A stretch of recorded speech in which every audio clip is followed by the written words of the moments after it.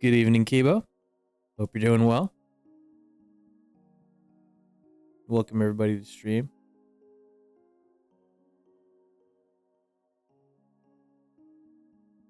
Refresh that. Refresh the cache. See if that does anything. 'Cause I think I've got it open already.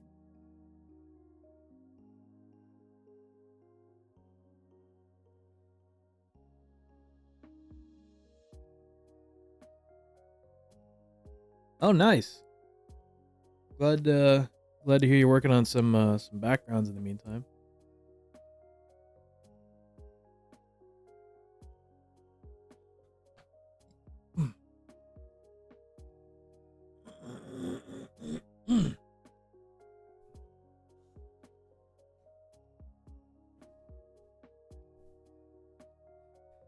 My day has been pretty exhausting. It's not because of the fact that I had to like serve something or like serve a sample in particular. It's just because of it's just the chores I had to do afterwards. I was specifically having to wash dishes, and I had to punch out in the middle of me doing dishes, and I didn't get help until like towards the end of my shift, and I stayed a bit late. Because that tends to happen in my job. I'm not gonna lie. It's not even like, it's not great when you only have like, say, 20 minutes to get off the floor, clean out your cart, and then do your chores. Like, that's not a lot of time.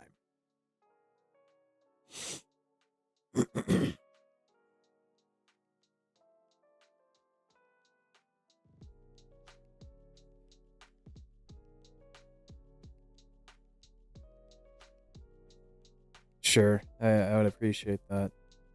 I'd appreciate a hug.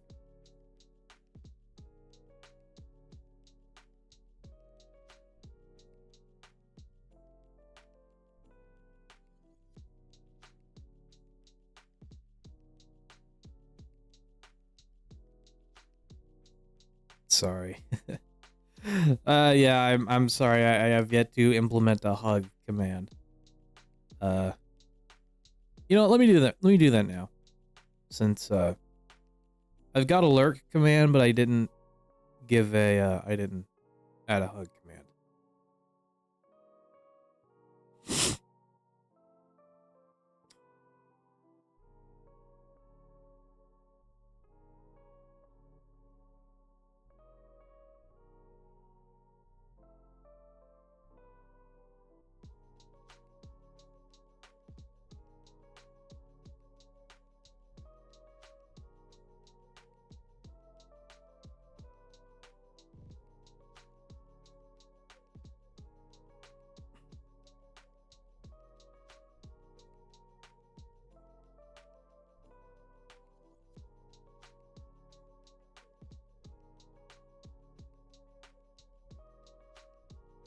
Okay, try it now.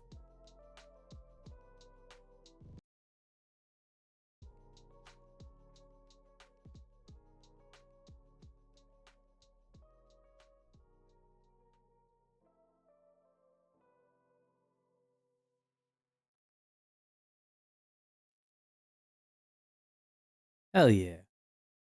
Thank you again for the hug. It really is appreciated.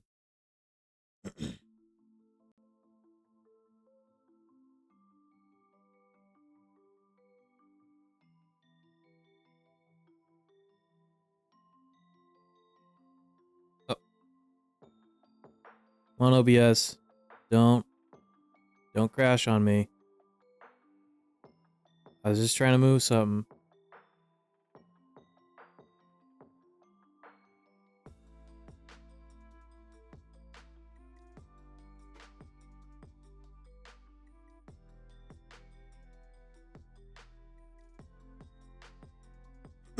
Okay. Okay, there we go. We're back. Let me go ahead. Make sure that we have everything set up. There.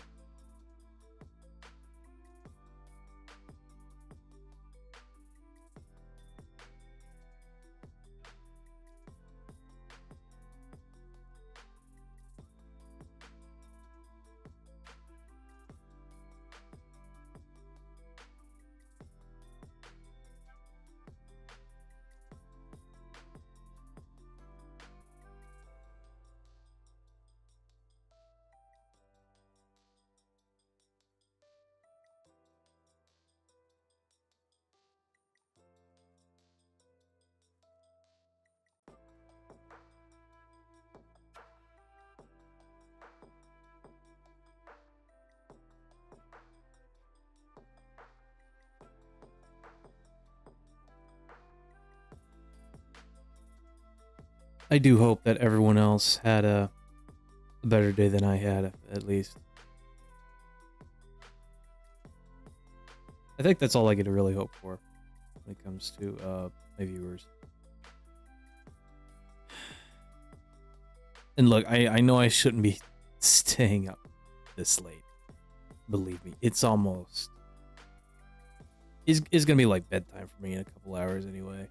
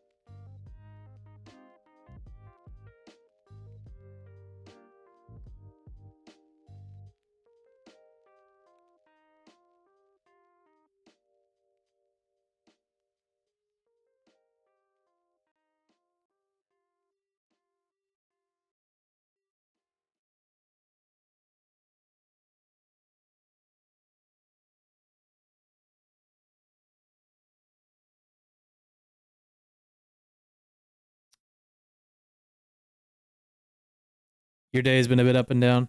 Uh, Honestly, that's totally fair.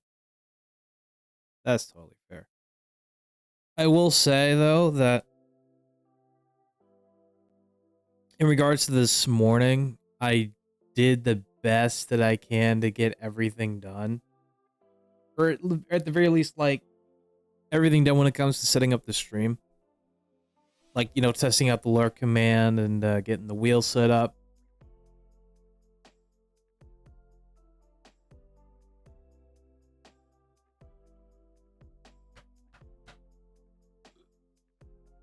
Oh God, sorry to hear that, man.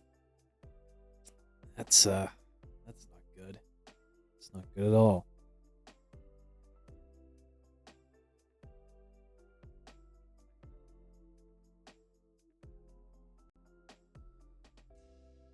Speaking of the wheel, let me see if we can get this open. Yep, got it open. No, wait. Lock. Stream chat.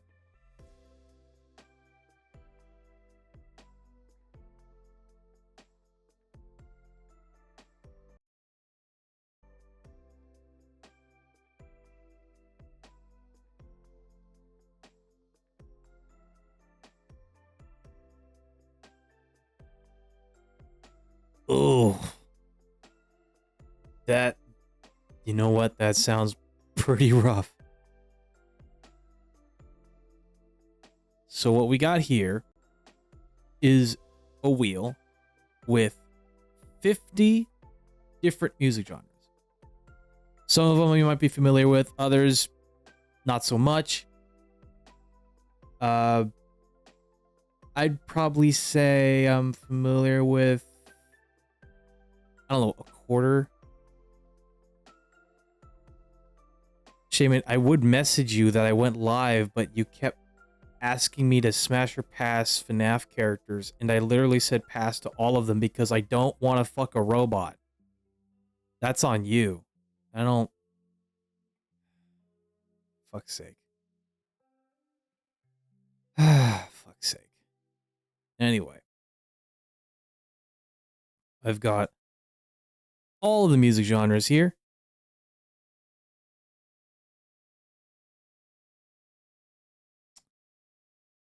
Let's go ahead. Just adjusting the wheel to stall for time. All right. Actually, I just realized I forgot to explain the premise. So, what I have here is a wheel with 50 different music genres on it. And what I'm going to do is, if the wheel lands on any one of these 50 music genres, I have to look up either a Wikipedia article or like another separate article, or even an article talking about essential albums from said genre. Yeah, time to spin. Time to spin the block. But yeah, if let's say for example it lands on Plunderphonics, I have to look up the Wikipedia article for Plunderphonics and maybe even look over some of the essential albums of that genre, or like a, or even like read a review for one of the albums, something like that, and I'll do it in an ASMR style. So let me go ahead and change category real quick, just to make sure I'm covering my bases. Updating, good. That's updated.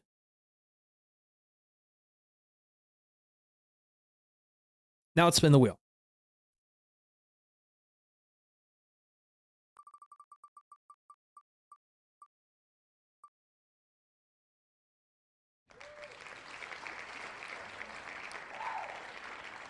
Okay. Okay. So I need to look up the Wikipedia article for the music genre ambient, as well as the top 10 ambient albums. It could be of all time, or like the past year, essentially. As well as like look up a review for like one of the most popular ambient albums of all time. Sorry, you had to hear me again. Right. Kibo, that's totally fine. I get it. It's fine. There's no need to apologize. So there's that done. Now let me look up ambient music. All I need to look for is the genre. Good. Good. I'm not trying to look up. I'm not trying to look up like playlists. No, I'm just looking up stuff like reviews or something like that.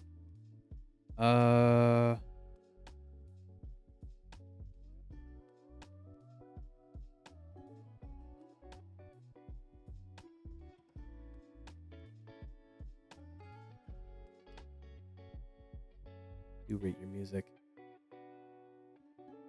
for. We'll do album of the year too. Why not?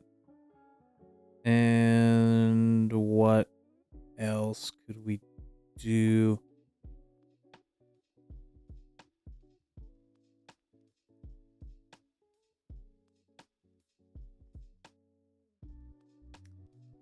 Okay, now we just gotta wait for all of this to load.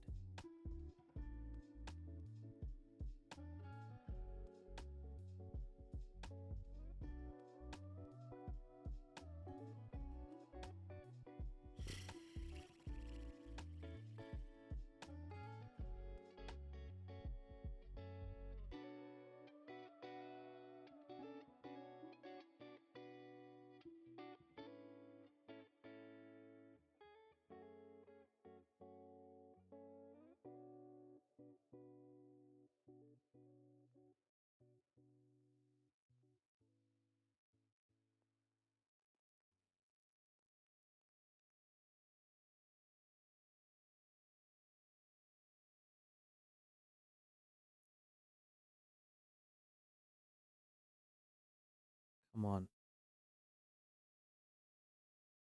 What are you doing? Me. Other way. Okay. Thank you. All right. Now. Good night, Solaris. Hope you sleep well. Go ahead and just put alert command in if you want. That's fine.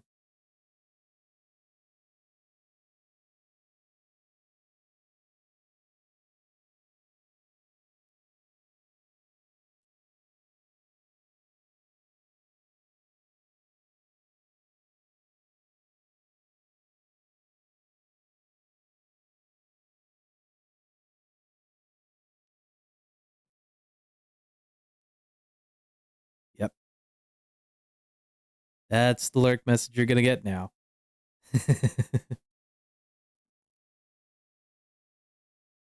From now on, anytime you lurk, that's what's gonna happen. Okay.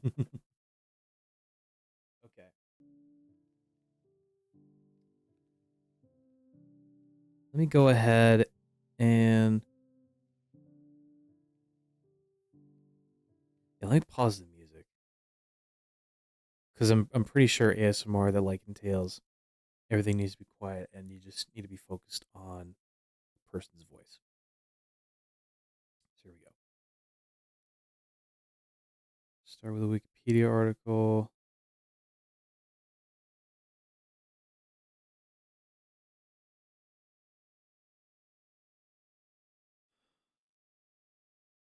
Okay, how long is this one taking to load?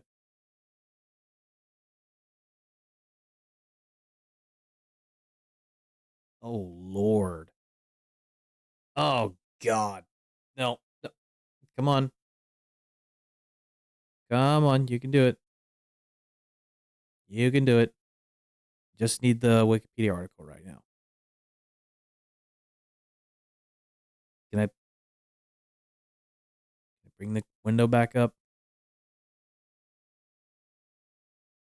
Okay. Now let me move the window capture down if I can.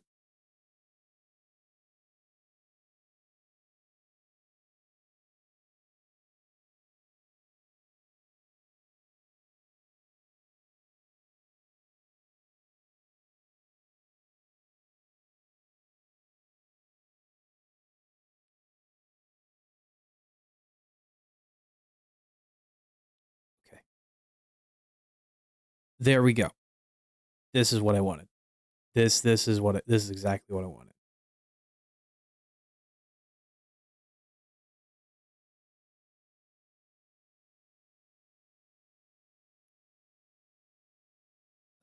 Let me go ahead and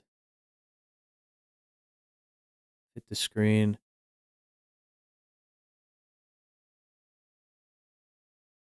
Transform.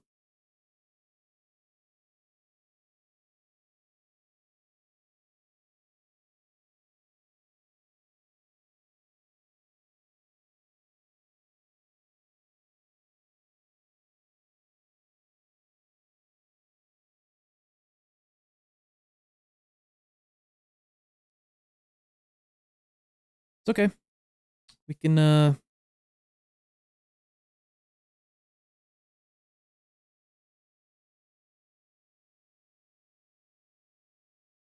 gonna try my best to work with what we have here.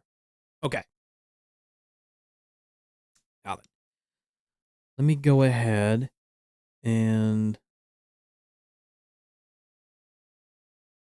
can I bring this up? Okay. Just gonna take my headphones off for a minute because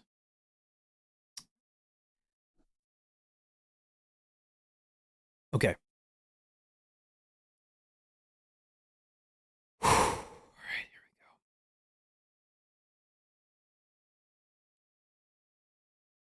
we go. Ambient music is a genre of music that emphasizes tone and atmosphere over traditional musical structure or rhythm.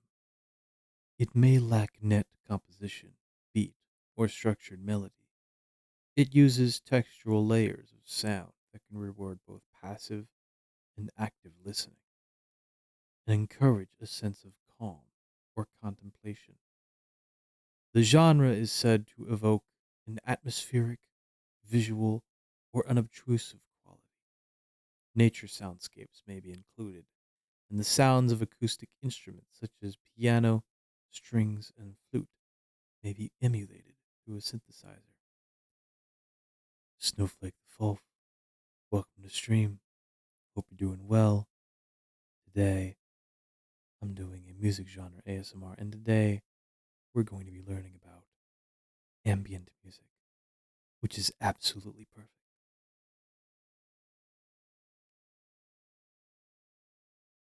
The genre originated in the 1960s and 70s when new musical instruments were being introduced to a wider market, such as the synthesizer.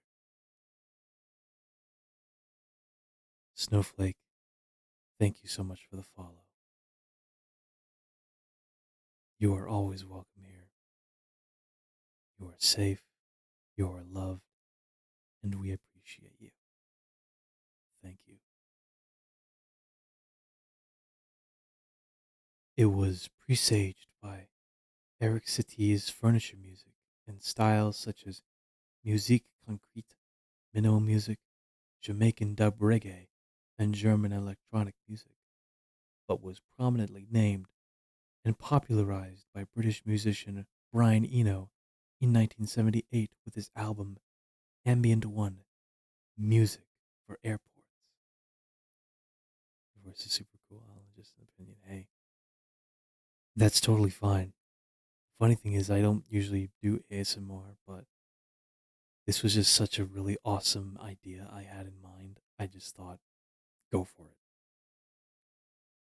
I get to present my sexy voice, and we get to learn about music all at the same time because I love music so much. I just love music all my life. That's all it really is.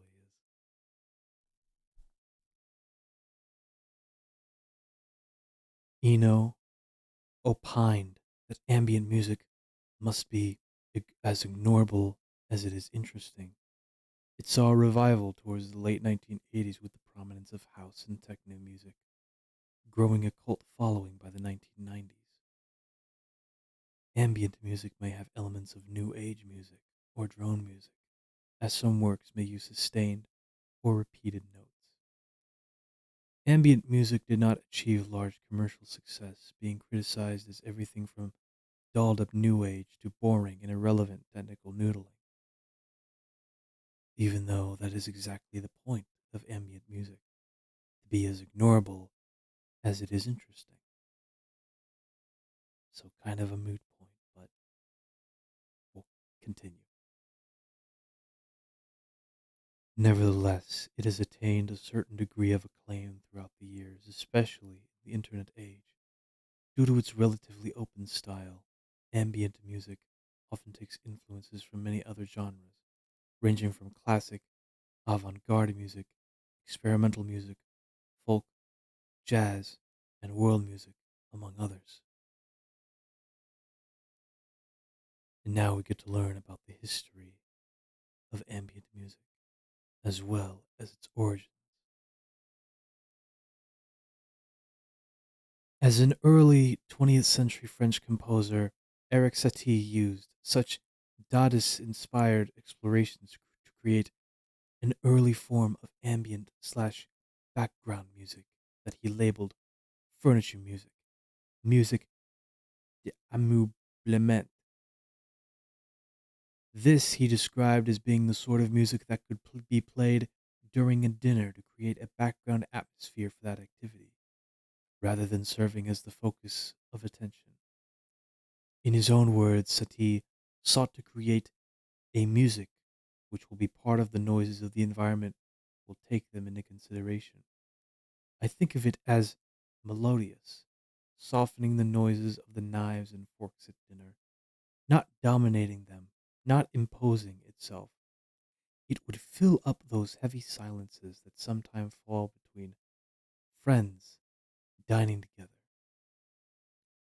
It would spare them the trouble of paying attention to their own banal remarks, and at the same time, it would neutralize the street noises which so discreetly enter into the play of conversation. To make such music would be to respond to a need. According to a 1998 article in The Wire, Blind Willie Johnson's 1928 single Dark Was the Night, Cold Was the Ground could be filed under ambient music, deeming it a piece of country gospel improvisation, slide guitar with vocal hums and moans, but no lyrics. Very interesting. In 1948, French composer and engineer Pierre Schaeffer coined the term musique concrète.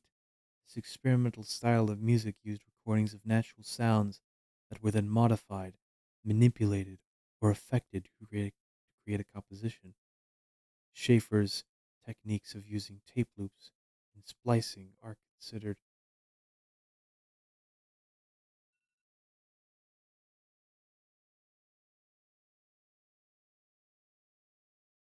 Hold on, is stream still live? I hope it is. I'm just gonna double check really quick.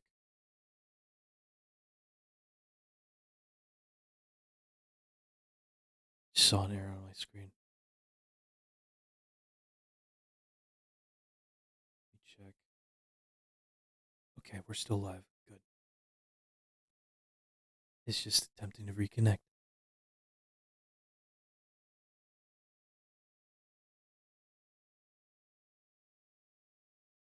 Schaeffer's techniques of using tape loops and splicing are considered to be the precursor to modern day sampling. Okay, we're reconnected. Good. Schaeffer's techniques of using tape loops and splicing are considered to be the precursor of modern day sampling. In 1952, John Cage released his famous three movement composition. Okay, why did it disconnect again? Okay, let me go ahead and turn off all notifications there because it keeps interrupting me.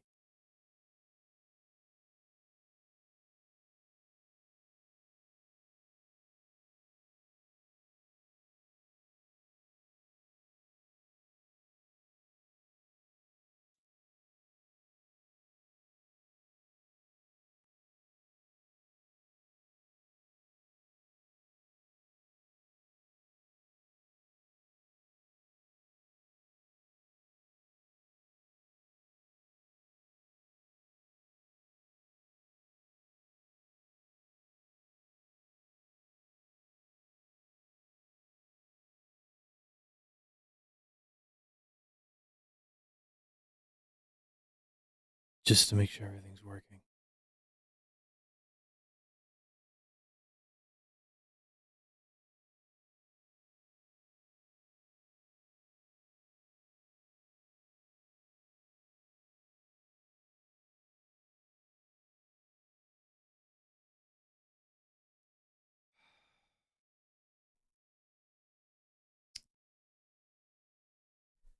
Oh, Lord.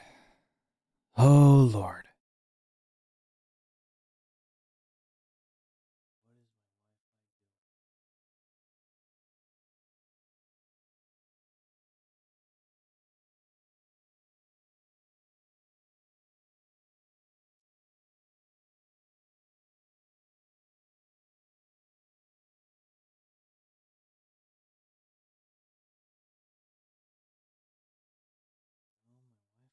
Just fine.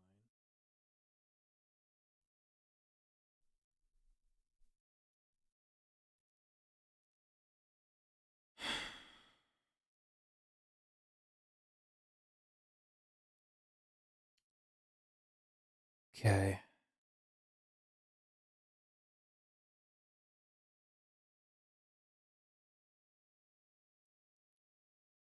Are we still live? I genuinely have no idea.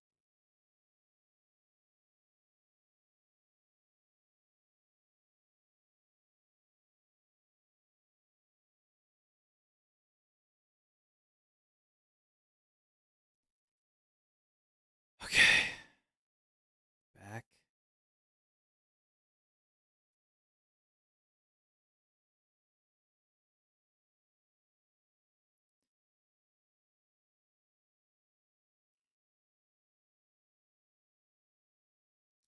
Okay. Since I've been so rudely interrupted by my internet, or not even internet, probably an issue with the computer, or encoding, I suppose. Um, just keep pushing on. Keep pushing on. You'll be okay. You'll be okay. We'll just start from the John Cage part. Again, we'll just start. We'll just start again from there.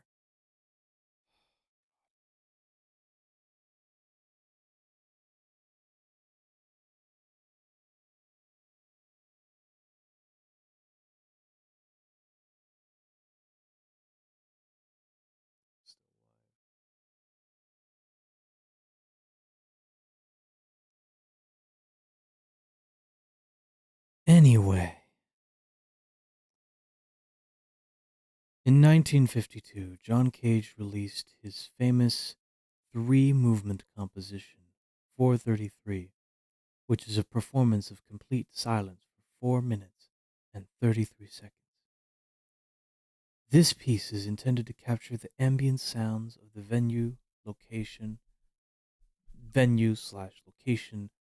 of the performance, and have that be the music played.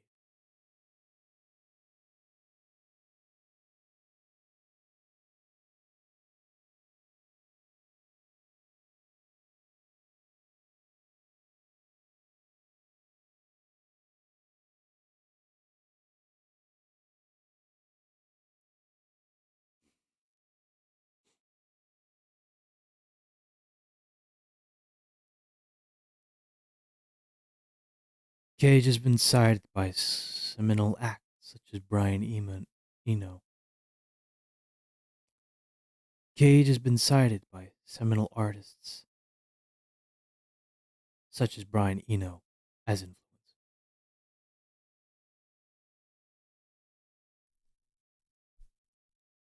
1960s. In the 1960s, many music groups experimented with unusual methods, with some of them creating what would later be called ambient music. In the summer of 1962, composers Raymond Sender and Morton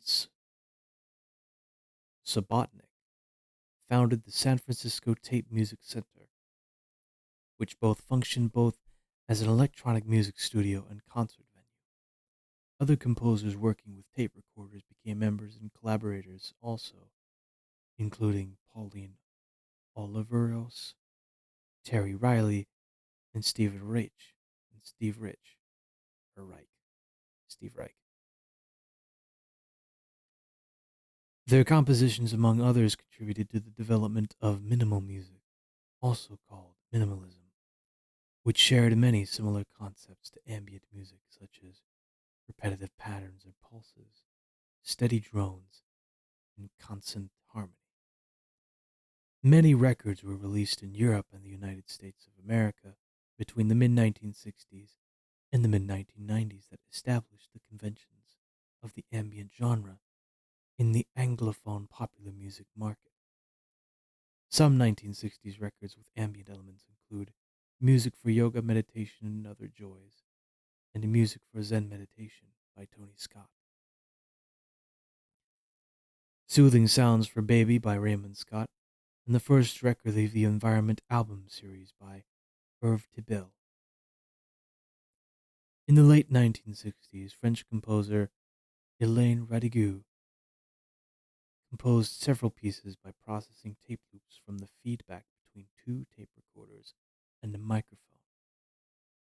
In the 1970s, she then went on to compose similar music almost exclusively with an ARP 2500 synthesizer, and her long, slow compositions have often been compared to drone music. In 1969, the group COUM Transmissions were performing sonic experiments in British art schools. Pearls Before Swine's 1968 album, Balaclava, features the sounds of birdsong and ocean music, which were to become tropes of ambient music.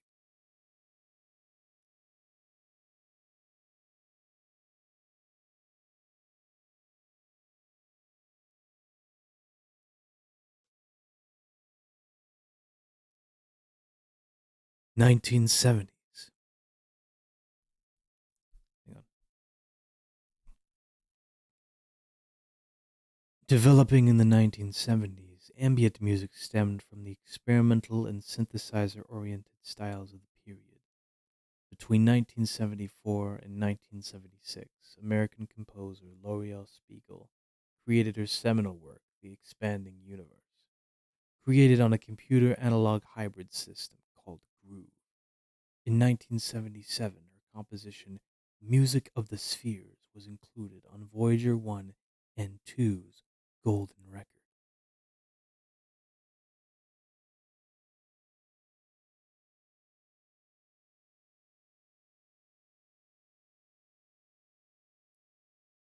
In April 1975, Suzanne Ciani gave two performances on her Butchla synthesizer, one at the WBAI Free Music Store and one at Phil Niblock's loft. These performances were released on an archival album in 2016 entitled Butchla Concerts 1975.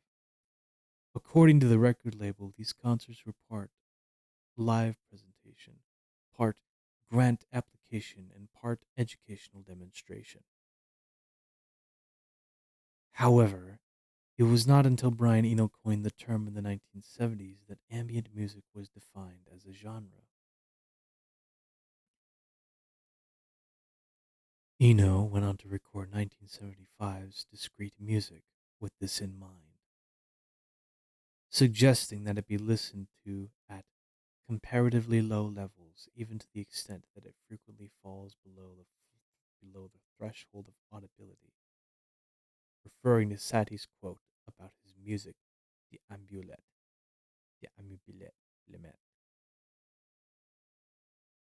I'm sorry, I'm not really that good at French. Other contemporaneous musicians creating ambient style music at the time included Jamaican dub musicians such as King Tubby, Japanese electronic musician composers such as Isao Tomita and Ryuichi Sakamoto, as well as the psychoacoustic soundscapes of Herb Tibil's Environment series, and German experimental bands such as Popovo, Cluster, Kraftwerk, Harmonia, Ashra Tempel, and Tangerine Dream. Mike Orn of Stylus magazine describes the works of Berlin school musicians as laying the groundwork for ambient. You know what's funny? Kraftwerk has influenced two genres of music at the same time: ambient and electronic music. I had no idea. I had no idea.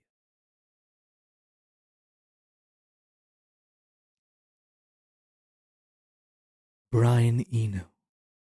The English producer Brian Eno is credited with coining the term ambient music in the mid 1970s. He said other artists had been creating similar music, but that I just gave it a name, which is exactly what it needed. By naming something, you create a difference. You say that this is now real. Names are important. He used the term to describe music that is different from forms of canned music, like muzak.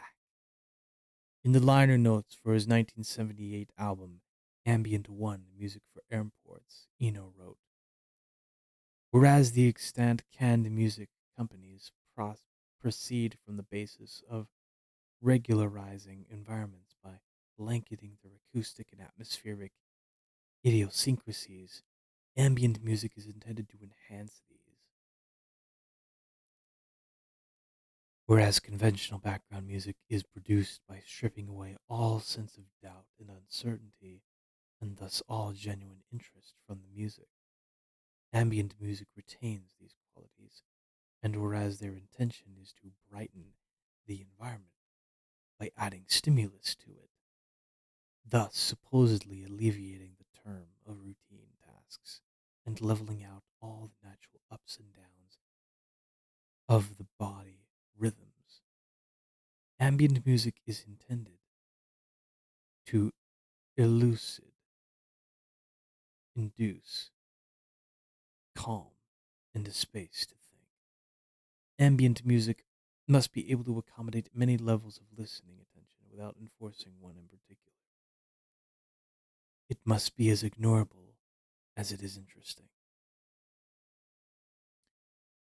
Eno, who describes himself as a non musician, termed his experiments treatments rather than traditional performances.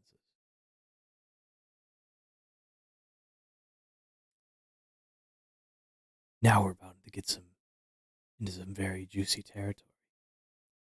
1980s. In the late 70s, New Age musician La Ragie began busking in New York parks and sidewalks, including Washington State Park, or Washington Square Park. It was there that Brian Eno heard La Ragie playing and asked him if he'd like to record an album. Day of Radiance, released in 1980, was the third album in Eno's ambient series. Although Laraji had already recorded a number of albums, this one gave him international attention. Unlike other albums in the series, Days of Radiance featured mostly acoustic instruments instead of electronics. In the mid 1980s, the possibilities to create a sonic landscape increased through the use of sampling. In the late 1980s, there was a steep increase in the incorporation of the computer in the writing and recording process of records.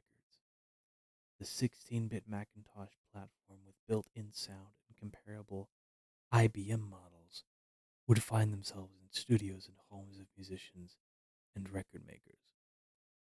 However, many artists were still working with the analog synthesizers and acoustic instruments to produce ambient works. By 1983, Midori Takada recorded her first solo LP, Through the Looking Glass, in 2 days.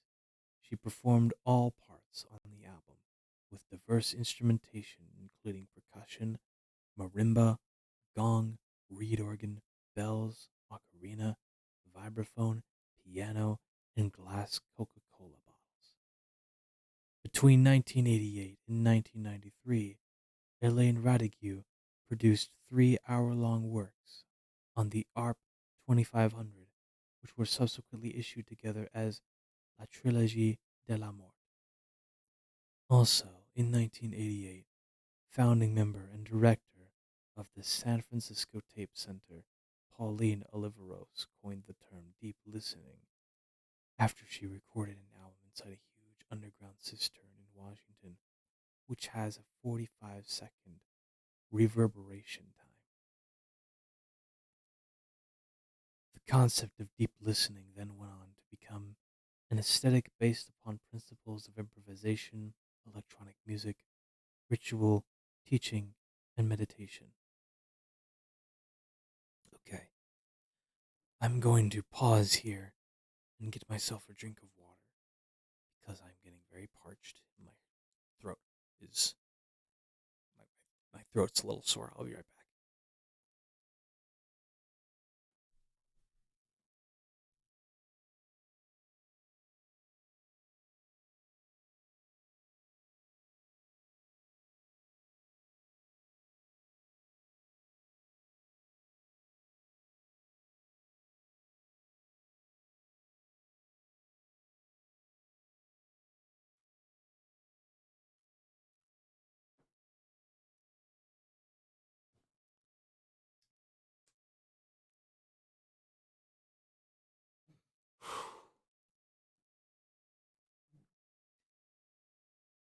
And now we're back.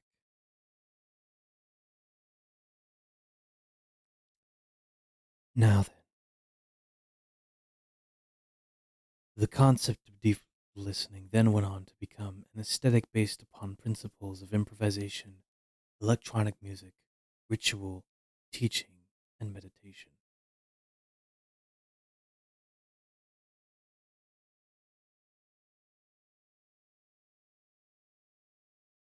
1990s. By the early 1990s, artists such as The Orb, Aphex Twin, Seafeel, The Irresistible Force, Biosphere, and the Higher Intelligence Agency gained commercial success and were being referred to by the popular music press as ambient house, ambient techno, or ambient techno, IDM, or simply ambient. The term chill out emerged from British ecstasy culture, which was originally applied in relaxed down-tempo chill-out rooms outside of the main dance floor where ambient, dub, and down-tempo beats were played to ease the tripping mind.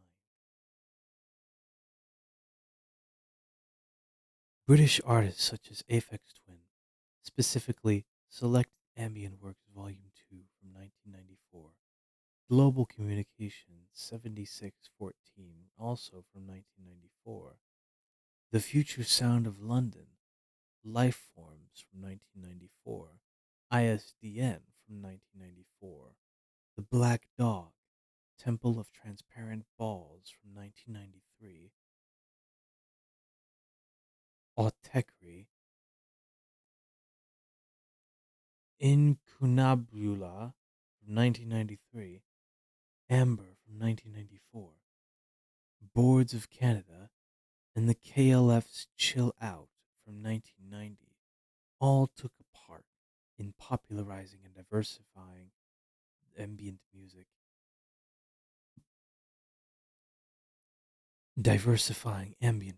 where it was used as a calming respite from the intensity of the hardcore and techno popular at that time.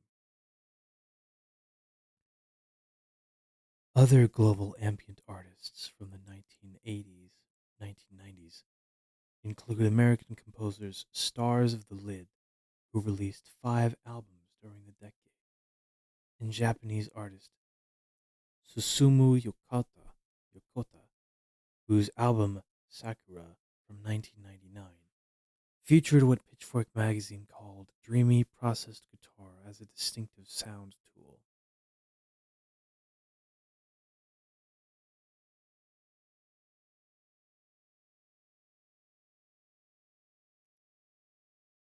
2000s to the presents, to the present.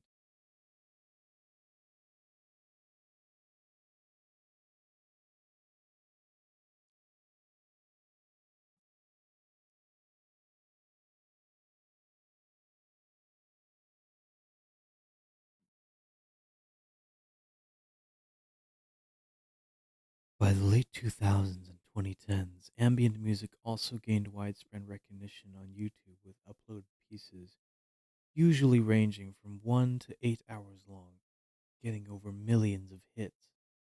Such videos are usually titled or are generally known as relaxing music and may be influenced by other music genres. Ambient videos assist online listeners with yoga, study, sleep, massage, meditation, and gaining optimism, inspiration, and creating peaceful atmosphere in their rooms or other environments. Many uploaded videos, ambient videos, tend to be influenced by biomusic, where they feature sounds of nature, though the sounds would be modified with reverbs and delay units to make spacey versions of the sounds as part of the ambience. Such natural sounds oftentimes include those of a beach, rainforest, thunderstorm, and rainfall, among others, with vocalizations of animals such as bird songs being used as well,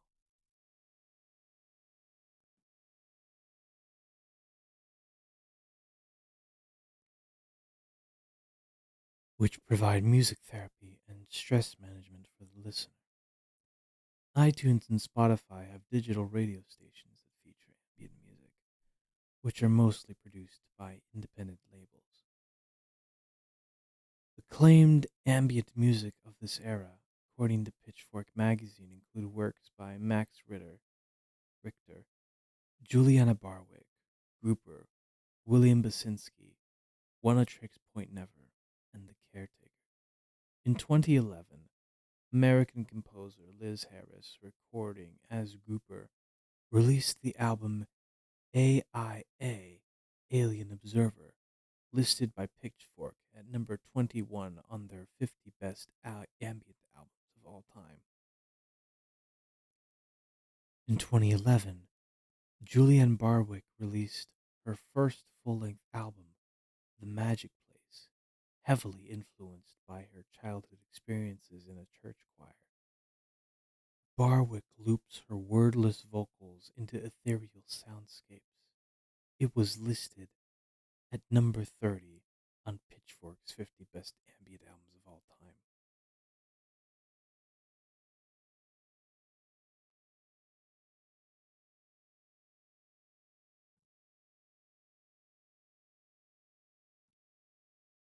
After several self-released albums, Butchla composer, producer, and performer Caitlin Oriel Smith was signed independent record label Western Vinyl in 2015.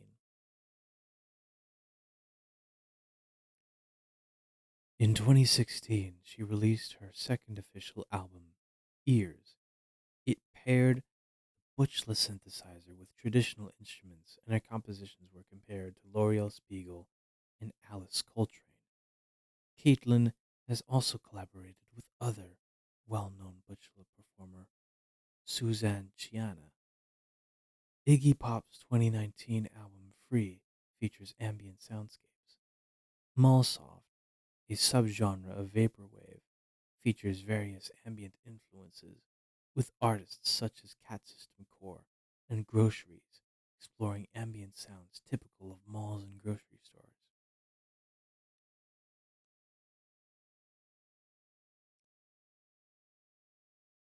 So, now we know a little more about ambient music.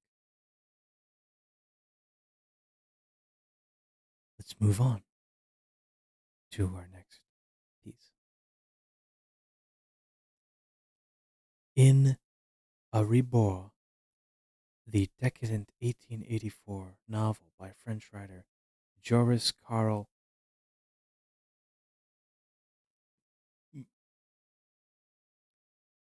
Joris Karl Huysmans, protagonist aesthete Jean de Essentes, composed a music of flavors. Thank you, Kibo. Thank you. In a closet in his dining room, de Essentes installed a mouth organ that was connected to a number of barrels of liquors. The stops of the organ were labeled flute, horn, celestial voice, and so on. Each was parallel to a kind of liquor, the taste of which the Essentes synesthetically connected to a particular sound. An aesthete composing by way of taste, of sense, and sensuality. Isn't this rather like ambient music, that most elusive of genres of music, where sound should be as ignorable as it is interesting, yet which allows for all kinds of gorgeous, previously unimagined combinations of tone, texture, and timbre? Ambient has come a long way since its beginnings in the mid 1970s and has indulged its way into many different creative endeavors. But the core of it, to create music of environmental tinting and of sensual pleasure isn't so far from the Ascente's mouth organ or his symphonies of sense and sights.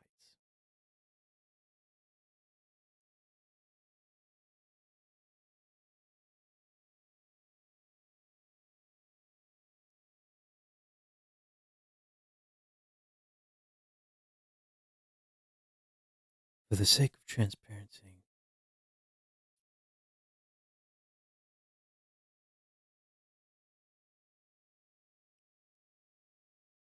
for the sake of transparency, we will not be listening to any ambient music. This is ASMR after all.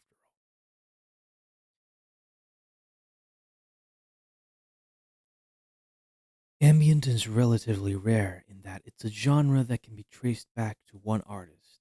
And first and foremost, ambient is the creation of Brian Eno. Okay, slight correction given everything we know now. It wasn't necessarily created by Brian Eno. Brian Eno simply gave it a name. That's all there is to it.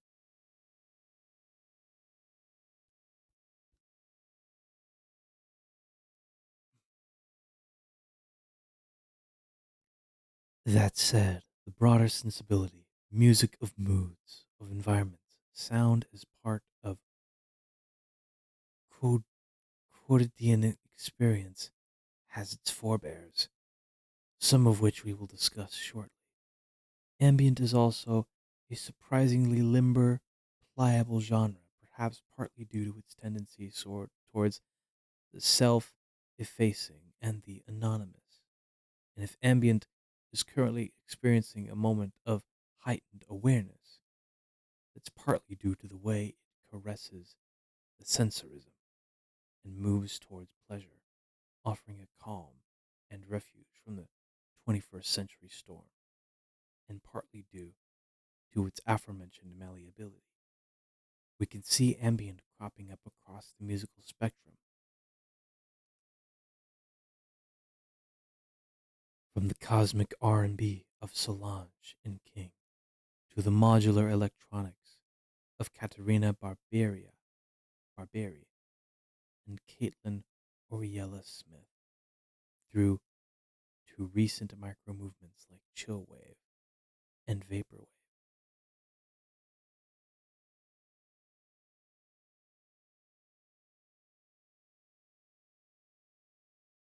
An ambient discovery.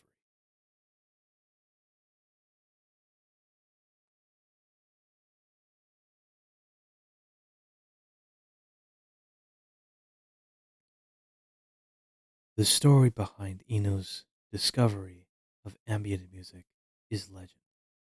Recovering from an accident, he was given a recording of harp music to listen to. Eno put the record on, settled back into his bed, and quickly realized he'd set the amplifier's volume too low. With one channel not working at all, too exhausted to get up and correct his mistake, he gave it to another way of listening. He gave into another way of listening, discovering the way music at low volume melts into and becomes part of the low level scrum of the everyday environment, part of the general ambience.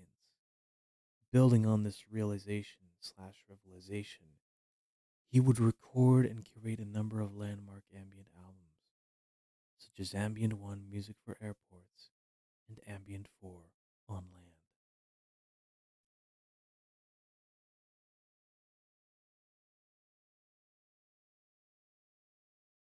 Eno was a refugee from art rock.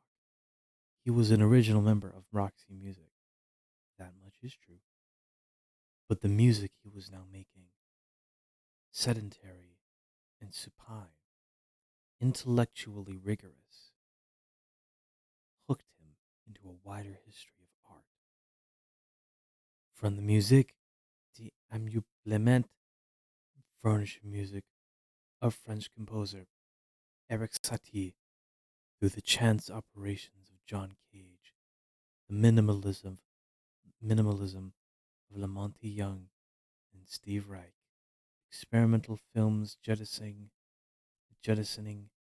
of narrative and its subsequent movement into the field as expanded cinema, the graphic scores of Morton Feldman, the group sound of AMM and the Scratch Orchestra.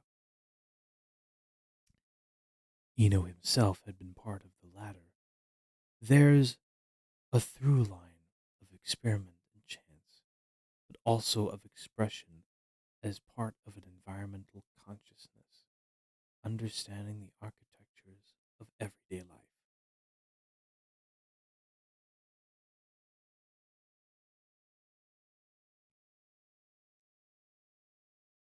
A new age. Enthused by his discovery, Eno would bring a number of other musicians into his orbit as he continued to explore the possibilities of ambient music.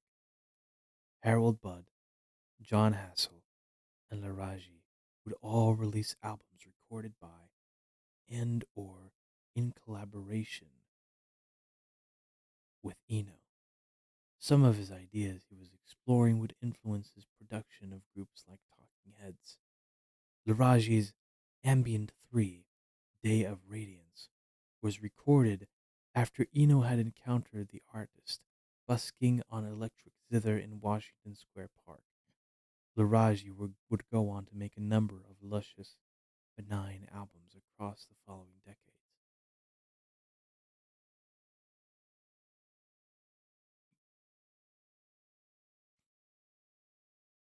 He also intersected with New Age, a new genre that ran alongside ambient music for much of the 1980s and beyond, the two feeling like shadow sisters.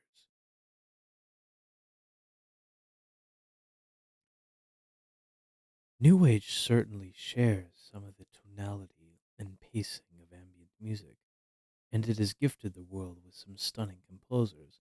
See Joanna Brooke, Pauline Anna Strom, and Transmillennia Consort, J.D. Emmanuel, and Emerald Webb. Framed through its various use values, an accompaniment to meditation, a sound to accompany healing, music for relaxation and contemplation, New Age chimed with a post countercultural turning to a mystical, the hermetic, and the esoteric, a drive towards alternate knowledges and visions of other ways that life could be. While it's easy to create a caricature of the New Age artist as heavy with the crystals and mantras, it's also a music that speaks to a desire for guidance out of the confusions of late capitalism.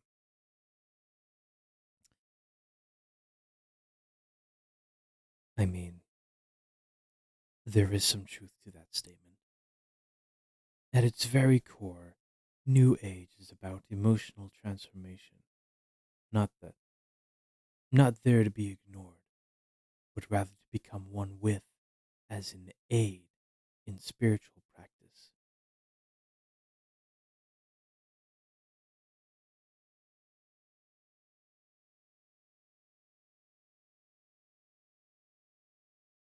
The Japanese scene. Ooh. Elsewhere, the combination of New Age tonalities and ambient aesthetics was taking on new, compelling shapes. Japan became a stronghold for this music in the 1980s, one that has recently been rediscovered by the West by curatorial figures such as Spencer Doran, whose Kankyo Ongaku compilation of Japanese ambient, environmental, and new age music, 1980-1990, is an excellent entry point. Featuring composers such as Yasuaki Shimizu, Hiroshi Yoshimura, Yoshio Ojima, and Satoshi Ashikawa, along with legendary techno-pop trio Yellow Magic Orchestra. It's a welcome introduction to this scene's very particular aesthetic, a pointillist, pinprick kind of digitalia that explores and contours its spaces of broadcast. Created across the 1980s, it reflects back to audiences the decade's fascination with postmodern plasticity, albeit with a becalmed air.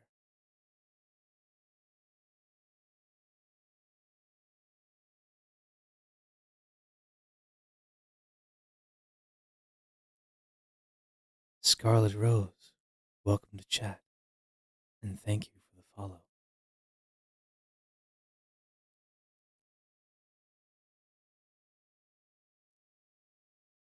I like the fact that you changed the name of who's following to one of the names in the article. It's humorous, very much so.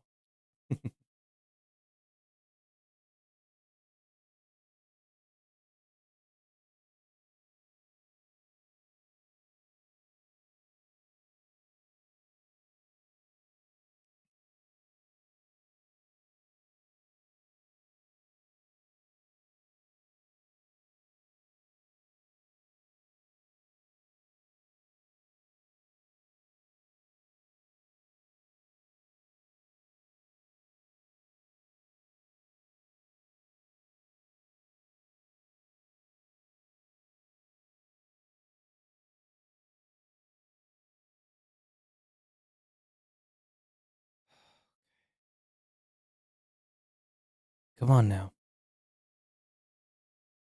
come on OBS, we can do it. We can do it. I'm just, I'm not gonna lie, chat. After stream, I'm definitely turning down these settings. I mean, yeah, the encoding, it keeps overloading, even though I'm using my NVIDIA graphics card for the encoding. So I could probably turn it down to 30 frames per second if need be.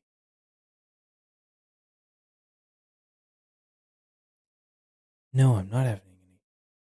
Am I? No, no, no, I think we're good. It's always computer issues.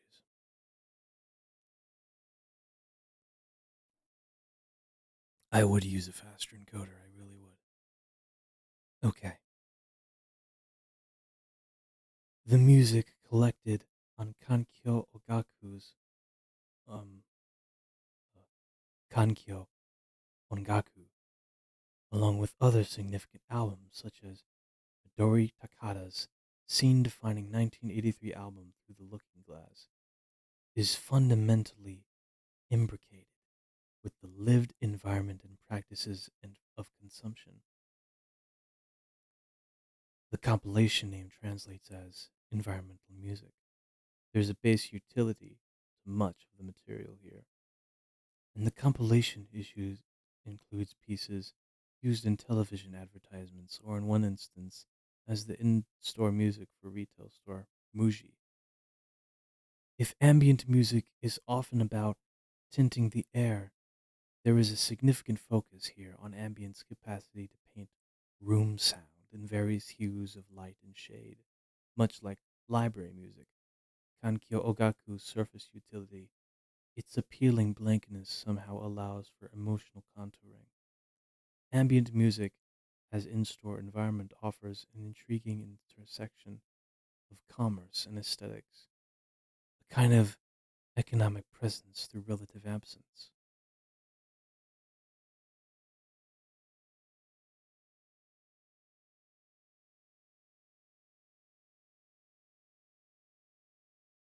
The funniest thing I find about that particular statement is the fact that ambient music has gone on to influence other genres, such as chill wave, such as vaporwave, and yet the purpose of vaporwave as a music genre is one where it is meant to be critical of late stage capitalism by, at least through its visuals, use older commercials from back in the day to present this feeling of nostalgia and to have the music accompanying it invoke the same feeling, if that makes sense. It's a very interesting contrast between the two. Midori Takada's Through the Looking Glass, reissued a number of years ago by Palto Flats, and WRWTFWW resurfaced in the collective consciousness through a particularly 21st century phenomenon. The album was posted in its entirety on YouTube and made available for download via blogs. Takada's move from classical music to ambience and experimentation via studies in traditional African and Asian music allowed her to essay an album that drew from polyrhythms and tonalities that stretched the possibilities of her chosen genres. The end result is a glinting, sensuous collection of compositions recorded across just 2 days that are stippled with refractive textures. The album is primarily my own interpretation of Asian rhythms. Takada told Paul Bowler of Vinyl Factory, though on crossing, she continues, the rhythms were inspired by the sound of Japanese traffic lights.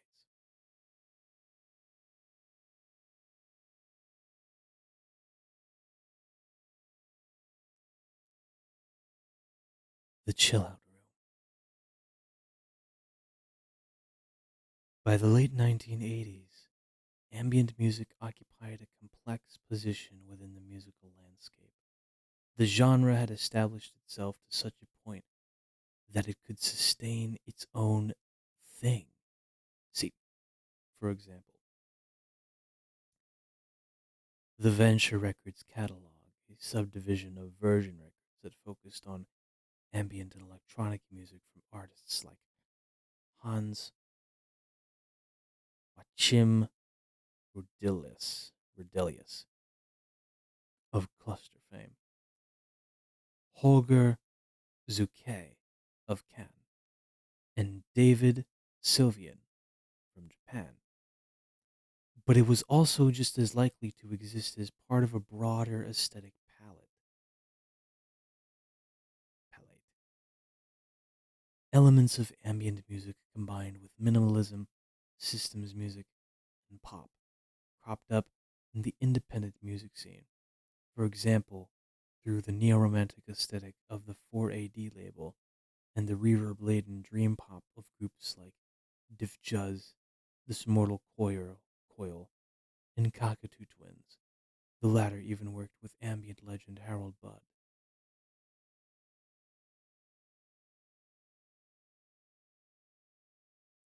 But ambient's next, and perhaps most unlikely extended moment of broader cultural relevance would happen across the late 1980s and early 1990s, as in adjunct to the second Summer of Love and the explosion of rave culture in the United Kingdom. This seismic cultural shift playing out in England in particular was soundtracked not just by acid house and hardcore, but by what was going down in the chill out room. For a time there, the dance floor became a space of musical heterogeneity, heterogeneity, heterogeneity, where ambient met techno and house, genres informed by the fundamentally black American expressions of dance music. Indeed, the fiercely brittle minimalism of Pochel productions by the likes of Cybotron, Jeff Mills, Robert Hood, and Future makes another significant contribution to the development of ambient house and electronica.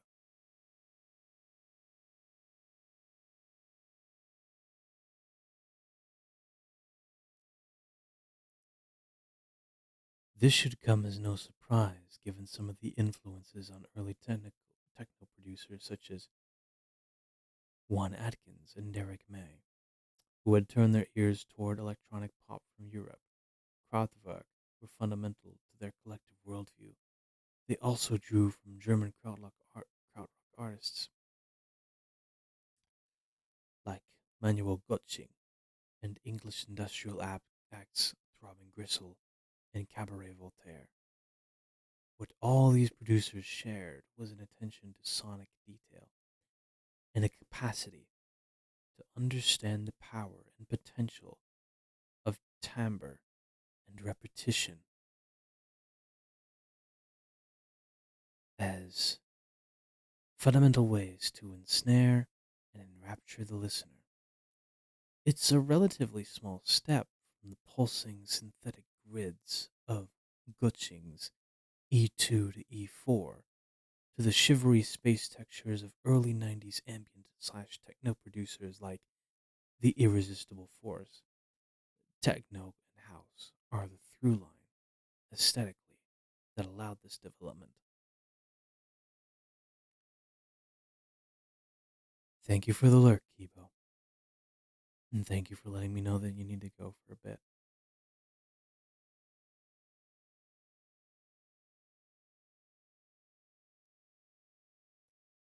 But techno and house also offer the soundtrack to the collective dreaming that was rave culture. Clubs with walls slick with sweat, tens of thousands of ravers in a field, drugs, depth charge bass, and bleary bonhomie on the dance floor. Someone had to soundtrack the come down. And here's where other influential albums like Steve Hillage's Rainbow Dome music would come into play. Hillage recalls walking into a chill out room to find Alex Patterson of ambient house legends The Orb DJing his 1979 classic, which was originally recorded for the Rainbow Dome at London's Festival for Mind, Body, Spirit. Some of the cannier producers of the era would draw on ambient music as one tool in their production arsenal, curating techno, house, later jungle, with the blissed out drifts and voluptuous drone dreams of ambience.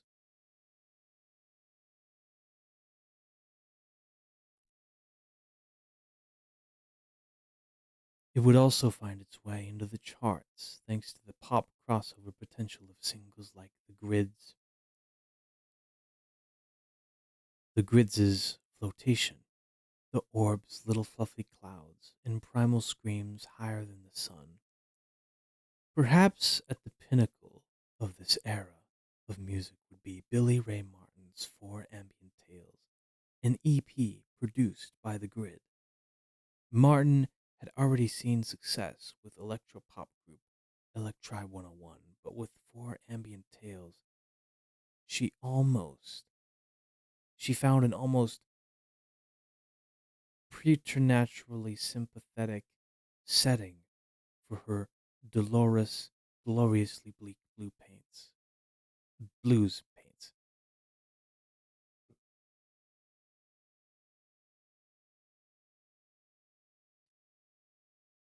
It's a startling, it's a startlingly effective combination of glossed, gaseous tones and Martin's lovelorn sighs.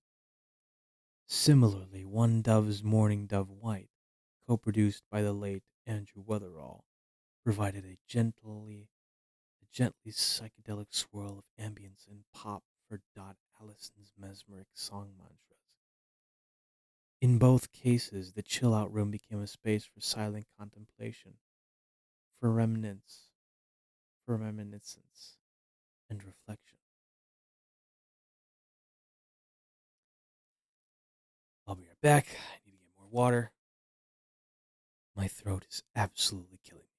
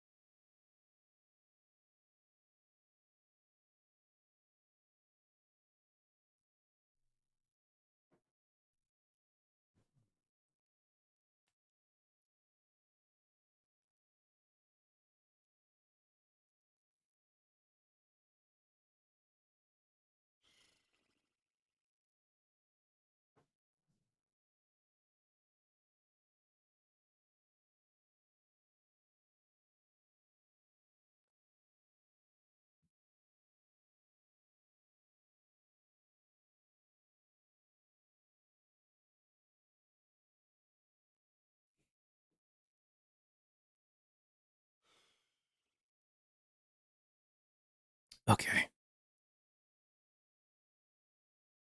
I'm back. Hmm. Let's continue.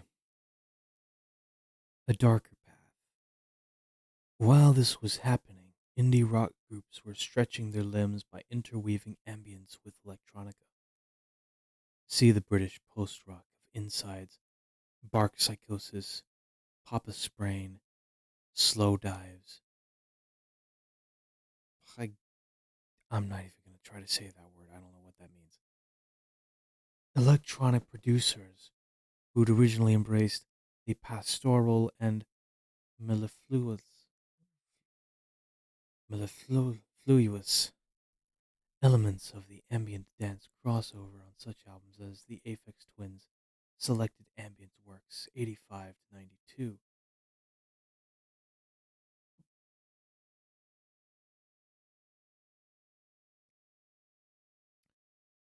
Ultramarines' Every Man and Woman is a Star, and the KLF's Chill Out were busy exploring darker terrain, most notably Aphex Twin, with the suffocating bleak drifts of Selected Ambient Works Volume 2. These two strands would coalesce into a new movement of sorts, isolationism, taking ambience down a murkier path, dankly lit and full of foreboding. The music of producers like Final and Scorn could be intensely claustrophobic. A compilation, Ambient 4 Isolationism, curated by the Bugs' Kevin Martin, proved that isolationism was a broader church than expected, with appearances from AMM, Lo-Fi Noise Rockers Total, and Japanese polymath Kiji Haino's medieval drone drift outfit, Nijuyumi.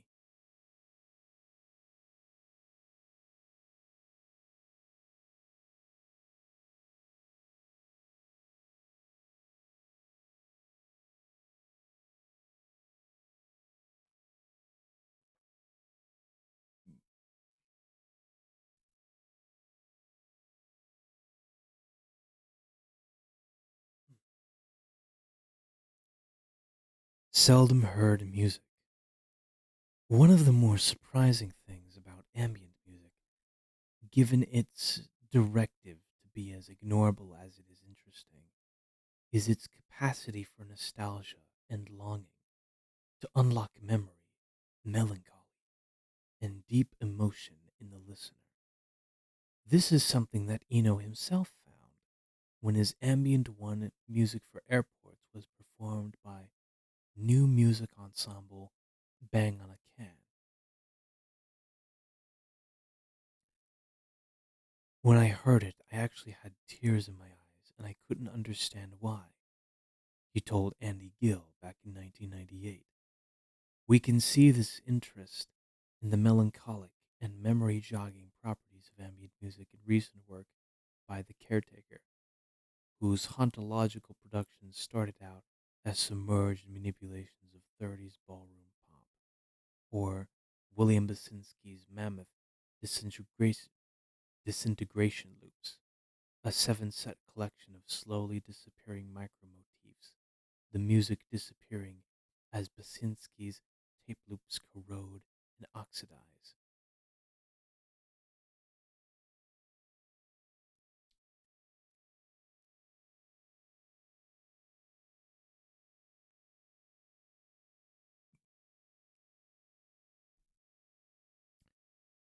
German producer Wolfgang Voigt wanted to capture something else with his mammoth psychedelic ambient productions as gas. His intention, as he once told Rob Young, was to crystallize or extract a very individual pop sound that wouldn't fit with the subculture. A part of this vision goes back to the psychedelic drug experiences I made in the late 1970s at König, Königsfrost.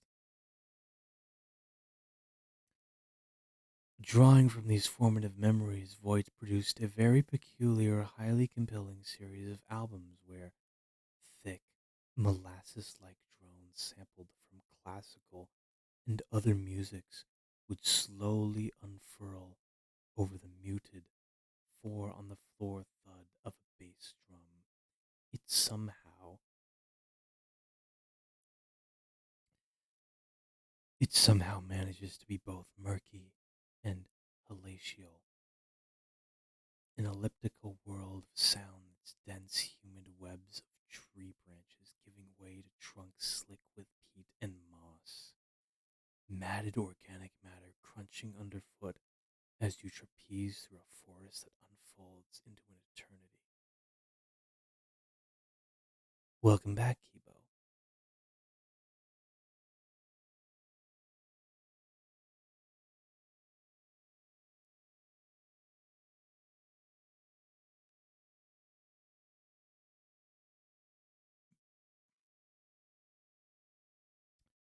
I'm actually making some very good progress so far. While the Gas albums were released on German electronica imprint Milli Plateau, Voigt has used his own label, Compact, to launch his pop ambient series and aesthetic. Through a long running series of compilations, he has captured a particularly lovely sound.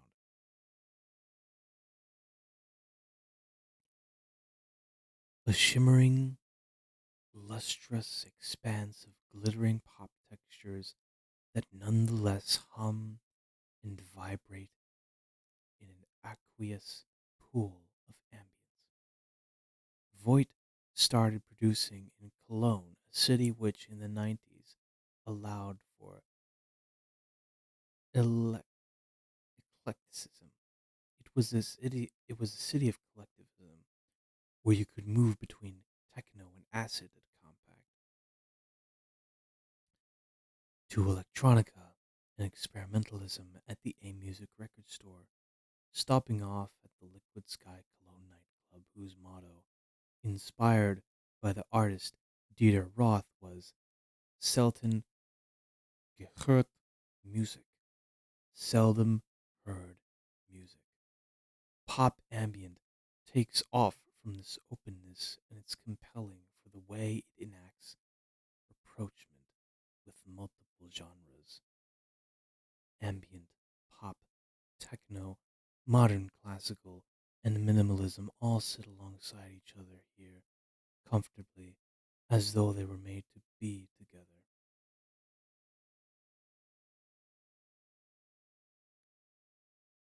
Good evening, Lou. Welcome to the stream. Hope you're doing well. We're learning about ambient music,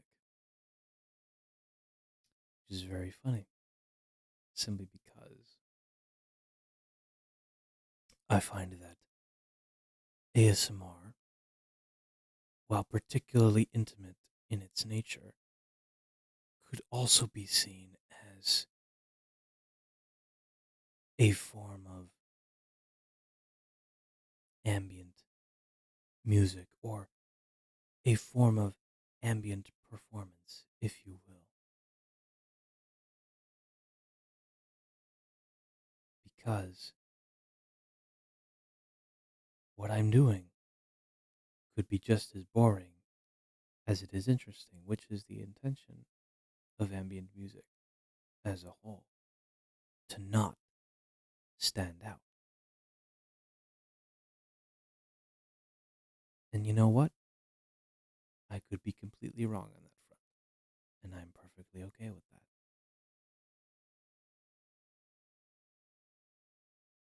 There are, of course, always artists across the globe continually working within subgenres of ambient, or genres that borrow from ambient's core aesthetics. There are a number of interesting producers currently working within ambient as a genre, or with the tools of ambient music.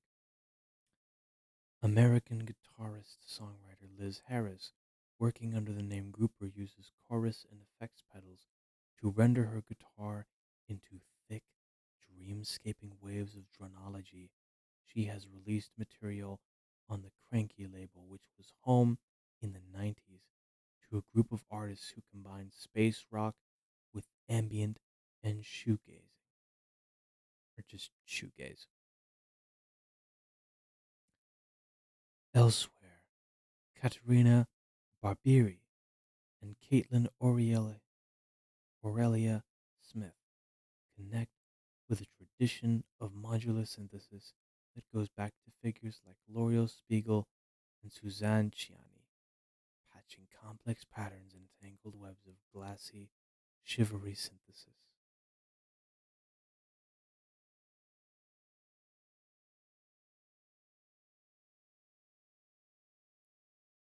More traditional means are used by artists like Ellen Arkbro, Callie Malone, and Sarah Davachi, who all work within frameworks that draw from classical music.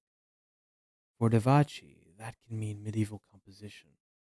For Malone, it's about exploring the nuances of the pipe organ in slow moving waves, allowing melodies to blossom slowly. Similarly, Julia Holter calls upon these and other means to create complex, emotionally riveting song cycles.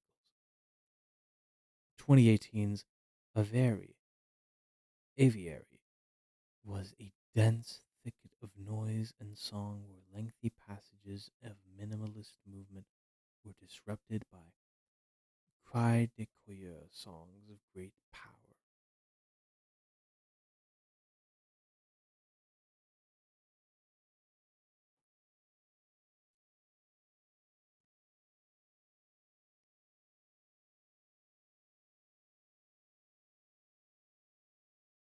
There are more critical voices within ambient too. Terry Thamlitz uses some elements of ambient composition and processing to produce powerful, lengthy works that address questions of gender, identity, economics, and politics. She has also written an essay, The Crisis of Post Spectacle, Live Contemporary Ambient Performance, that perspective that perceptively discusses the tensions in performance practices and understandings of musical codes in contemporary ambient production. That this essay was written back in 1997, yet still resonates, suggests that there is still a lot more to learn and reflect upon within the field of ambient music.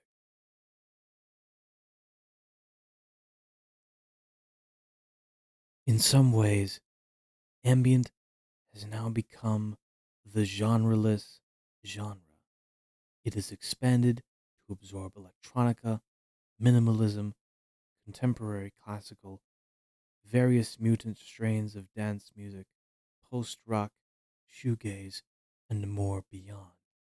All of this suggests that a continual reframing of ambient as a set of parameters for or practices of listening could well be more productive moving forward than a simple reconfiguring of the genre's coordinates.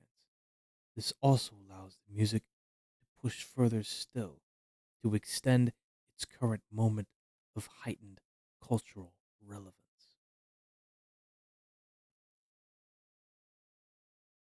For now, with the plethora of ambient listening rooms and clubs of producers and artists grappling with some of the ambient's still untapped possibilities of blogs and reissue labels digging deep to find ambient and new age esoterica to share with new generations of listeners, ambient's combination of functionality and supine pleasure has plenty more places still to go.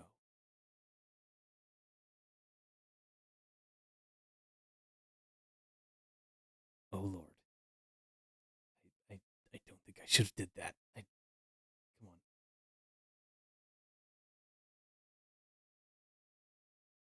Okay, and then there's just more down there. Okay, let's look at some of the best ambient albums of all time. Yeah, I just realized that you guys are on top of that. You guys are on top of that the whole time. It's okay though. So right now, I'm looking at Rate Your Music.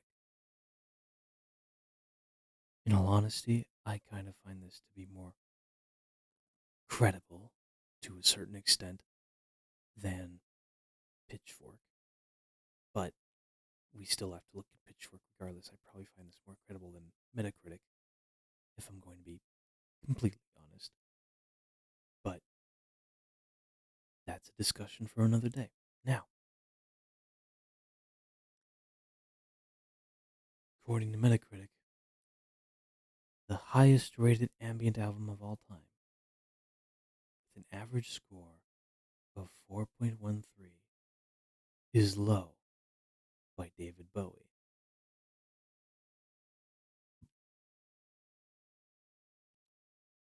Now, I'm not going to lie. While David Bowie's Low is very atmospheric,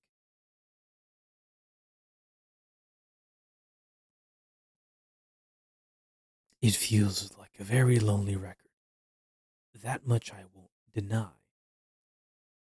However, it isn't really an ambient album in the strictest sense. There is still some use of guitar on a track. Like there is still, it's still very much like an art rock type of album. It is not an ambient album in the strictest sense. So for that, we will go to here. Aphex Twin's Selected Ambient Works Volume 2 from 1994 with an average score of 3.91.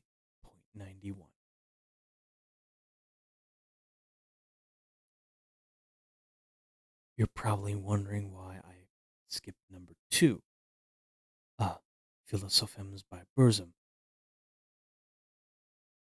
You know what? I'm not even going to get into it.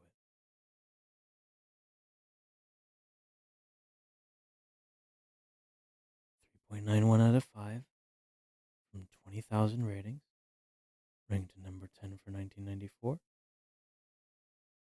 352 overall, That's totally fair. There's just a lot of albums out there.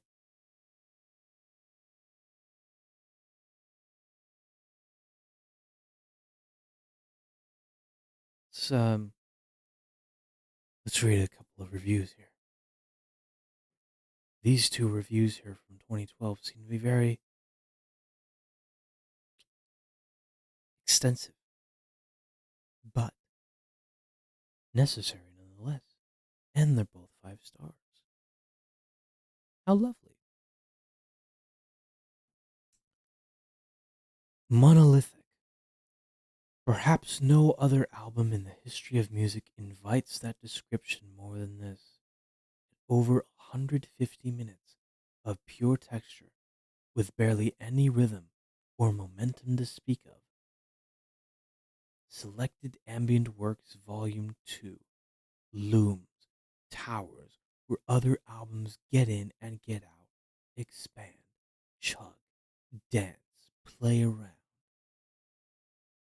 This isn't to suggest that it's not too expansive or engaging or anything else, just that it begins as this monumental, huge, immersive experience and never comes out of it. No time to ease in, no time to get your footing.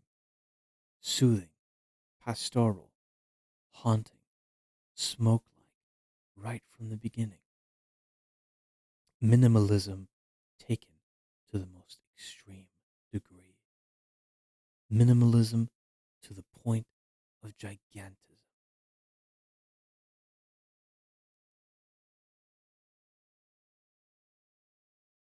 A very interesting comparison. I will say that. While this album's predecessor gained extreme notoriety and remains the better Aphex entry point for its contrast of beautiful layered soundscapes with James's inventive rhythms, this album showcases just how beautiful and layered those soundscapes are, presenting 24 of them without any sort of accompaniment. James would never do anything like this again, flirting with atonality on I Care Because You Do, before pairing pristine textures like these with impossibly dense beats on the Richard D. James album. And yet, because of its length and unrelenting adherence to its concept, these ambient compositions feel like James's most fleshed out concept, the one he's most fully realized.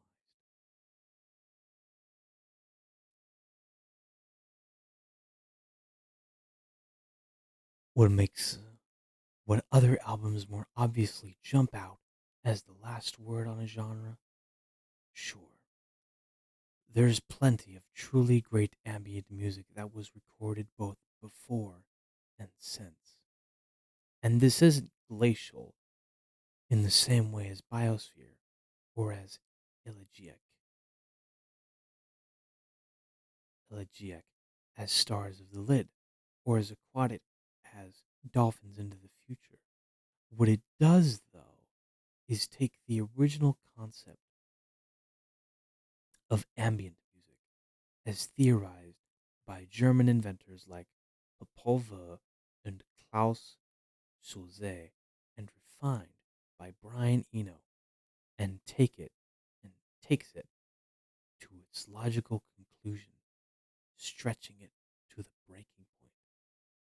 That it manages to do so while remaining distinct from the new age conceits of, say, Harold Budd or Steve Roach, solidified this cold, vast style as a proper genre, not so much as an epoch, as a testimony to its existence and distinctness. Yes, there are many other varieties of this type of music, but this is the big, massive sun around which they all revolve. Suffice to say, I think it may be the most important album of its genre and it's brilliant from back to front. This is a very concise review.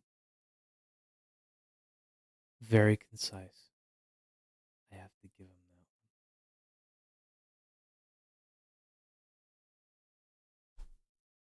Okay. You know what? Let's look through here.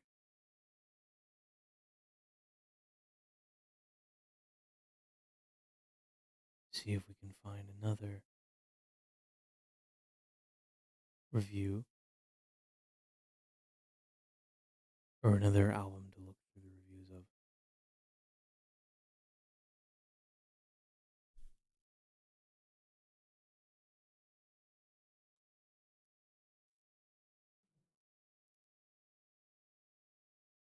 Ooh,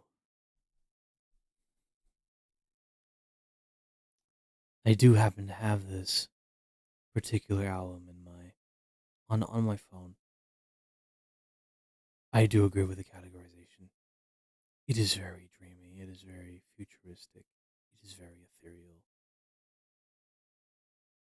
It very much feels like you're in a futuristic city that is just downpour raining.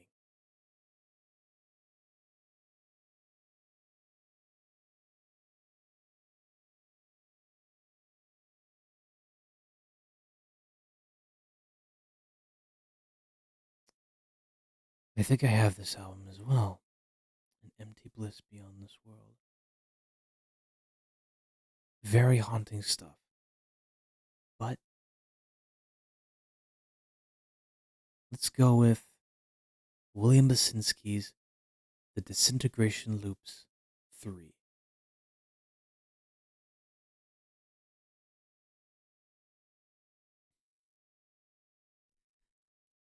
Look at that. First review.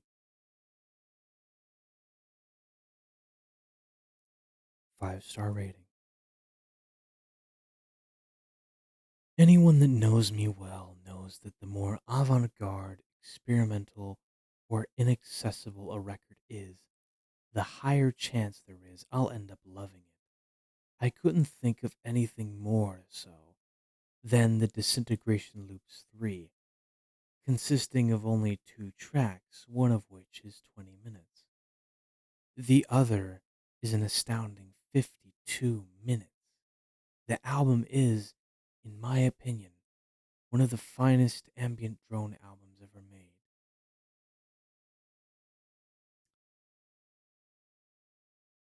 Very surprising, glowing review,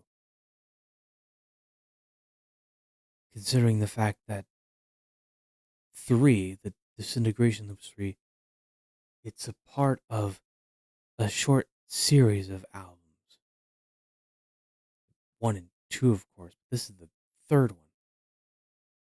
I'm not sure if it's the last one, but we'll continue. Everyone that knows William Basinski would know the story behind the Disintegration Loops. William Basinski had created ambient loops about 20 years previous using reel-to-reel tape recording. He stored the tapes away, and they weren't kept in the best order over the next 20 years. When Basinski decided to transfer the recording of the tapes to CD, the state of the tapes had been left in meant that, over time, the loops had disintegrated, and whilst it was being recorded, magnetic oxide strips from the tapes began falling off, meaning the record was literally falling apart as it was being made.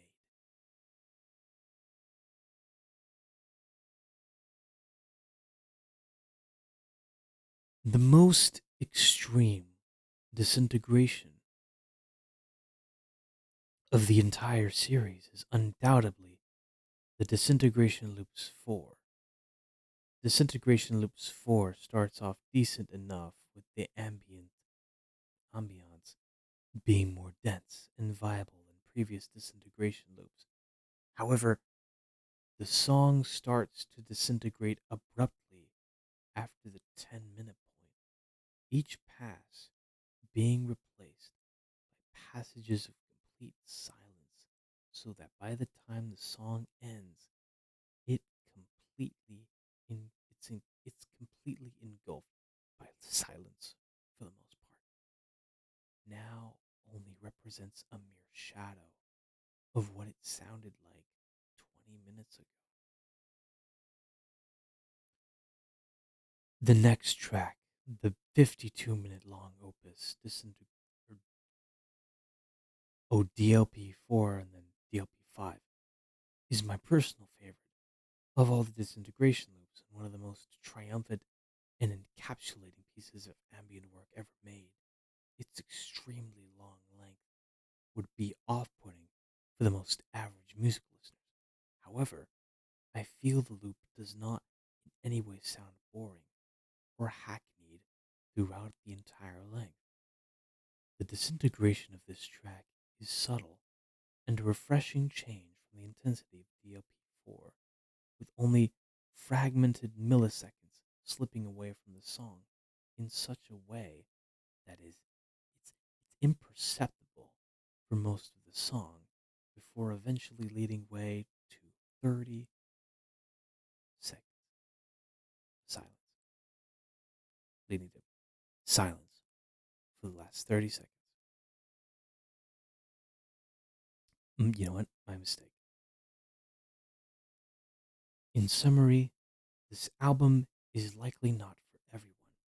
I doubt there would be anyone else I know that would praise this album as highly as I have, let alone consider it to be one of their 20 favorite albums of all time. But even if you don't have the patience for it, still, I still highly recommend listening to this album. Well, to be completely honest, I would probably recommend listening to the entire series of albums first.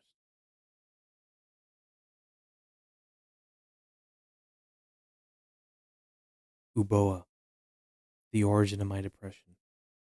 You know what? I've yet to listen to that one. I really need to get on that at some point because I just do. And I feel bad for not doing so earlier. For not doing so earlier.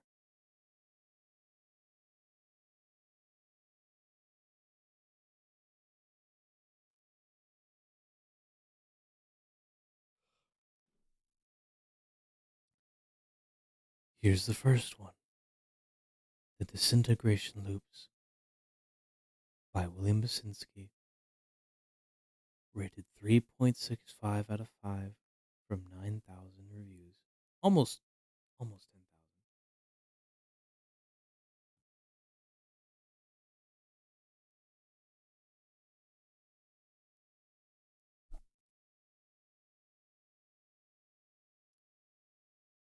I decided to skip the first review and go down to the second review here, as it's simply much longer and gives me more time to read things during stream. My apologies.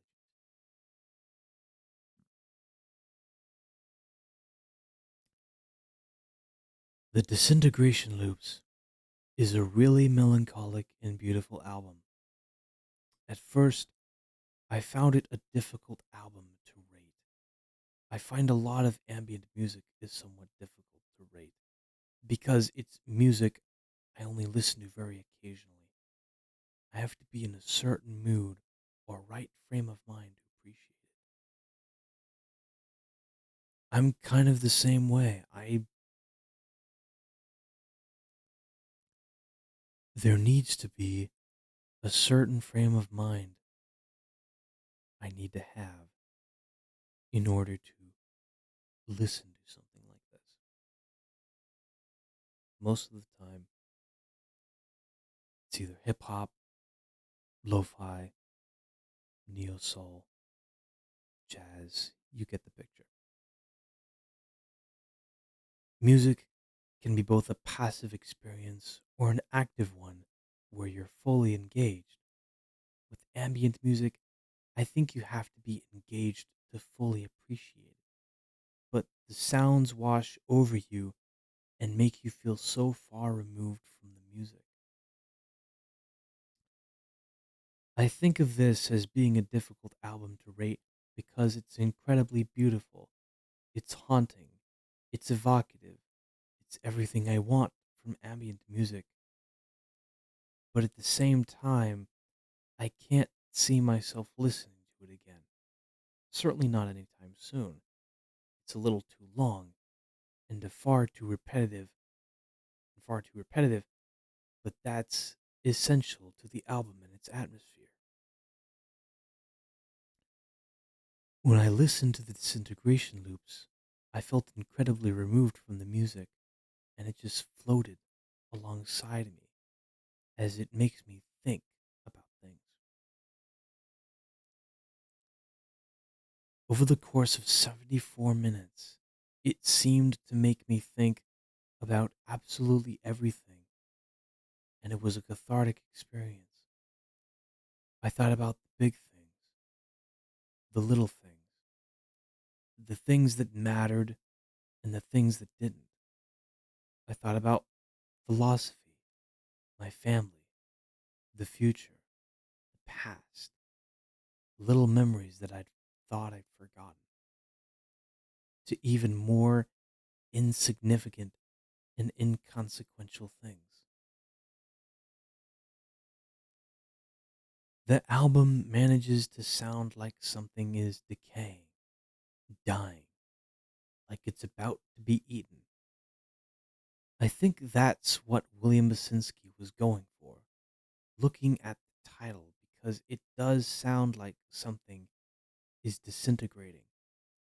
It has this stark fragility and melancholic sadness to it. I think the whole album is made all the more haunting once you learn about the album's conception and its eventual completion. Basinski finished the album the morning the morning that happened on the World Trade Center in New York City. And he sat on the roof of his apartment building in Brooklyn with friends listening to the project, watching as the towers collapsed.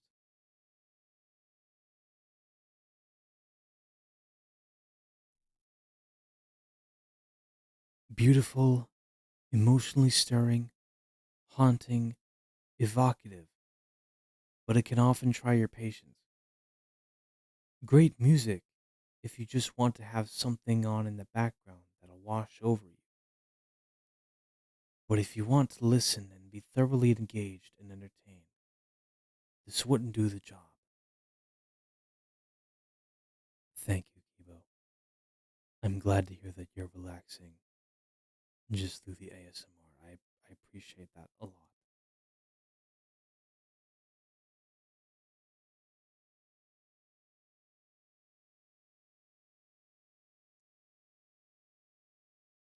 Same thing here.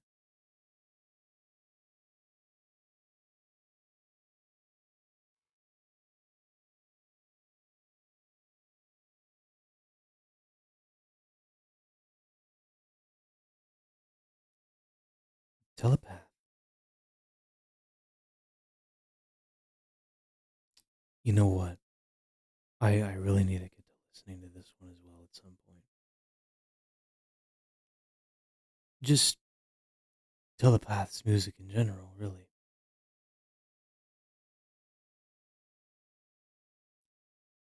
Even though they're more in the vaporwave genre of music. And there's nothing wrong with that. It's just that is generally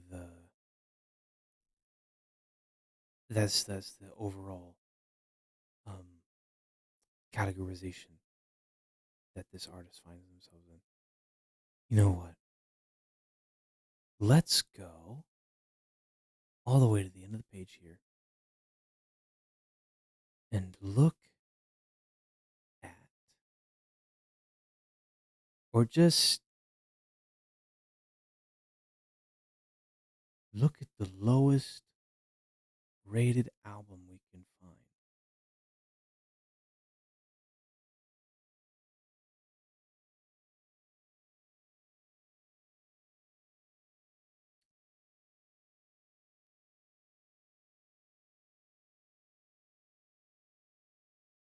This looks low enough.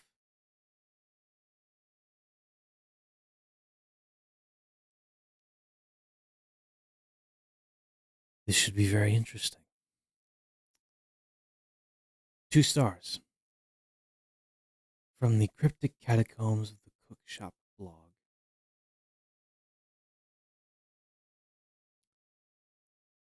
Despite the initial Christian connotations that I had with both the name of this band as well as the record's title and the songs, of Psalms turned out to be more of a trip around the world than a domestic Christian affair. It may be a bit short of visiting every place on the map, but it does certainly take you on a journey. The opening piece joins raga violin and throbbing Black Sabbath like bass lines, along with a series of minute, distorted tape sounds hidden somewhere in there. It then slowly flows into tiny harp sounds as well as tinkling notes. Eventually, the whole morphs into a pulsating mix of sorts, halfway between the pulses of Steve Reich and zoned out post rock, crackling noisy guitars shimmering way into the distance. All of these elements appear in different variations and combinations whilst remaining clearly recognizable separately, like different patterns inside a tapestry.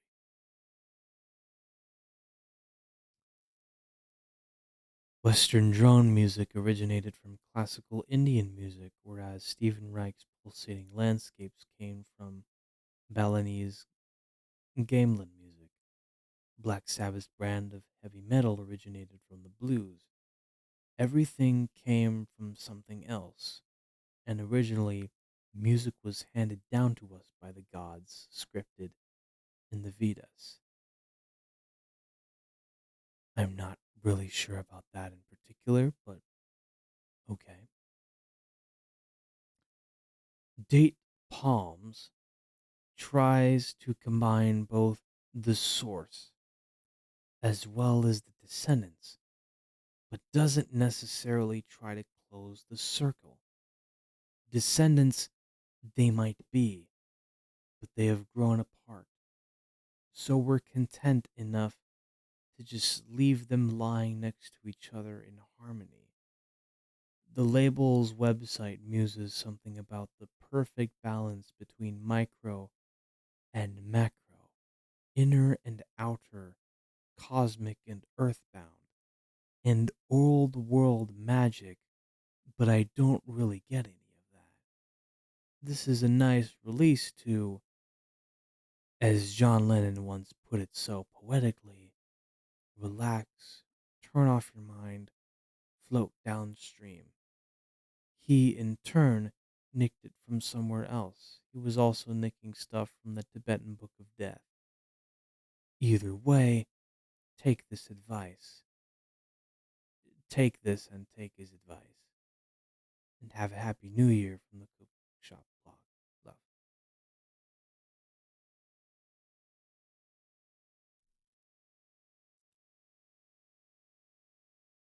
How disappointing. Now then, let's look at Pitchfork's 50 ambient albums of all time. Look at this. Selected Ambient Works Volume 2 is a number 2, of course. The Disintegration Loops is a number 3, and the Disintegration Loops number 3 is also in number 3. Oh, it would appear that William Basinski's The Disintegration Loop series, it's all in number 3.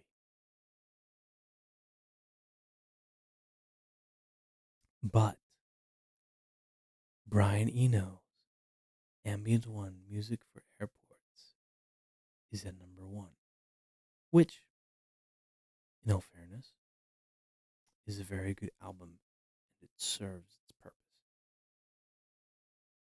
I'm gonna be right back. I actually need to. Nature calls.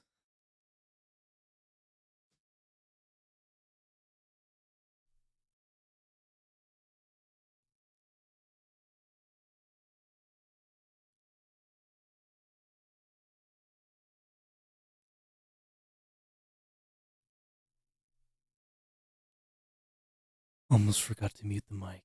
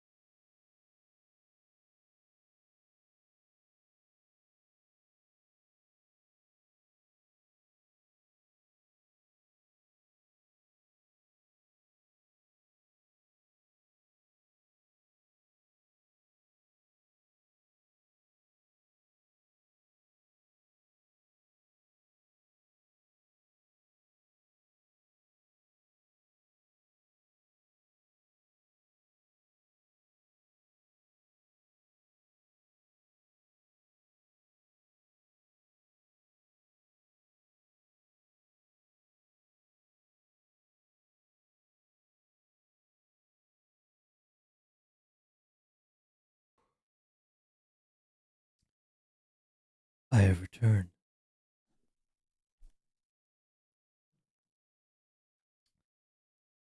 And well, since we see that Brian Eno's Ambient One Music for Airports is at number one, I think it would be appropriate to read through the full review just to see how some of the. Oh, come on. Are you serious?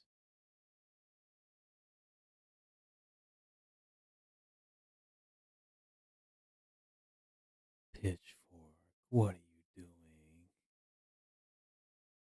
Pitchfork.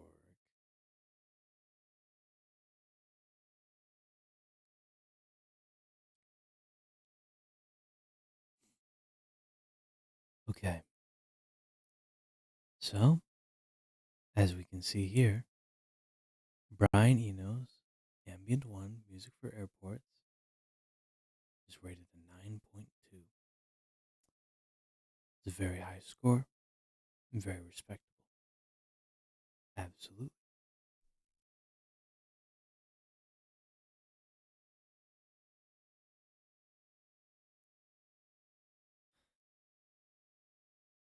Oh boy, this review is gonna get particularly difficult to read. Now, granted, The first article that we read, that was particularly difficult in some instances, but this pitchfork, no matter what, you always, without fail, I, you know what? Let's just start because look at the first sentence.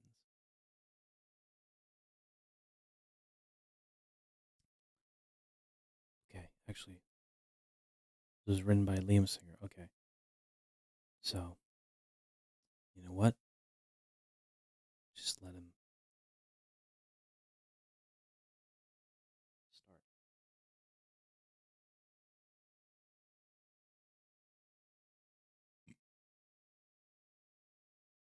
Okay.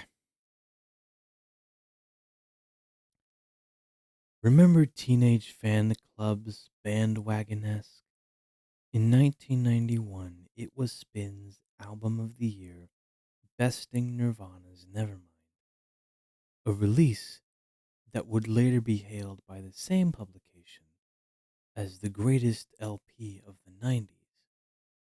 Such contradictions are a testament to the cerebral oddity that even though stories are told forward, they're formed backward. Events or works of art that occur at a certain time can take on greater importance when subsequent events lend them meaning. The then present may have deemed bandwagon esque just as compelling as Nevermind, but the future rendered Nirvana's record far more important. Okay, I think I can starting to I understand where you're going with this. I understand now. This bothersome epistemological fact has led the world of academic art in the 20th century, ever concerned with securing historical posterity, to adopt a curious mindset. Artists have had to learn to speak a language of continuous self analysis, regarding themselves in historical and present contexts so as to constantly reaffirm and even force their relevance within such stories. In modern art, it's been widely complained that justification of a piece can be more important than its content.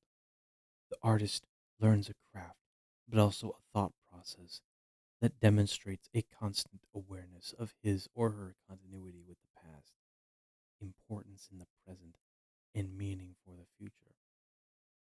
Every artist is equal parts analyst, critic, and salesperson.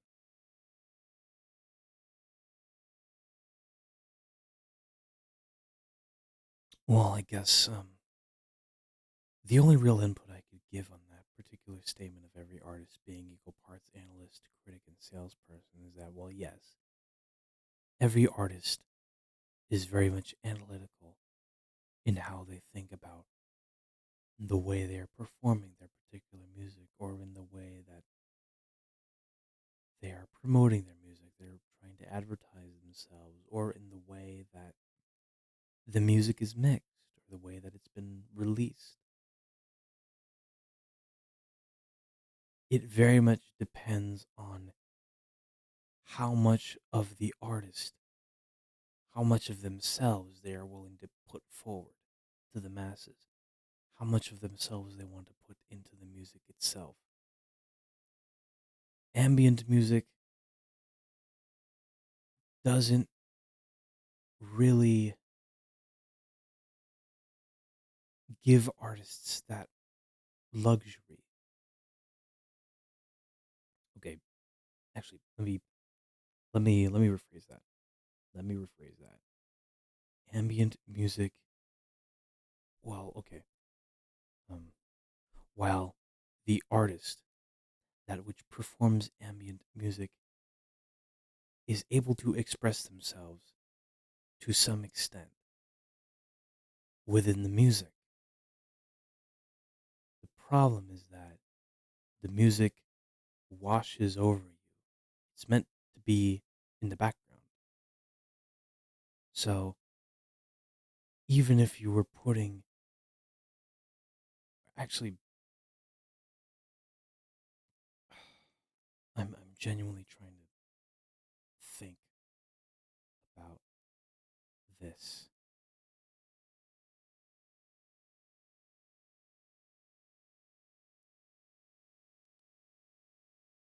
It's very difficult.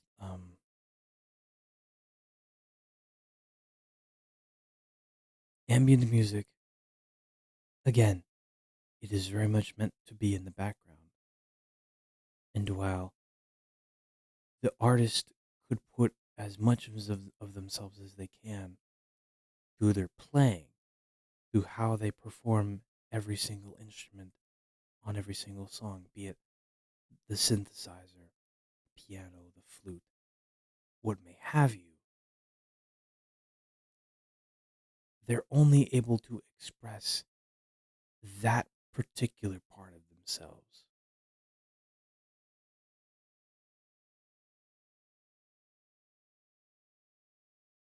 They're only able to express the part of themselves that which is technically sound. They're able to express the part of themselves that which people are able to, I guess, perceive the artist. They're able to perceive the artist through their music. But in the modern age, where social media is absolutely abundant with images of celebrities, the listener is also able to perceive their favorite artist through those images, through the posts they share, and it's done to an almost unhealthy degree. And to some extent, it, it can lead to very real consequences, very dangerous consequences.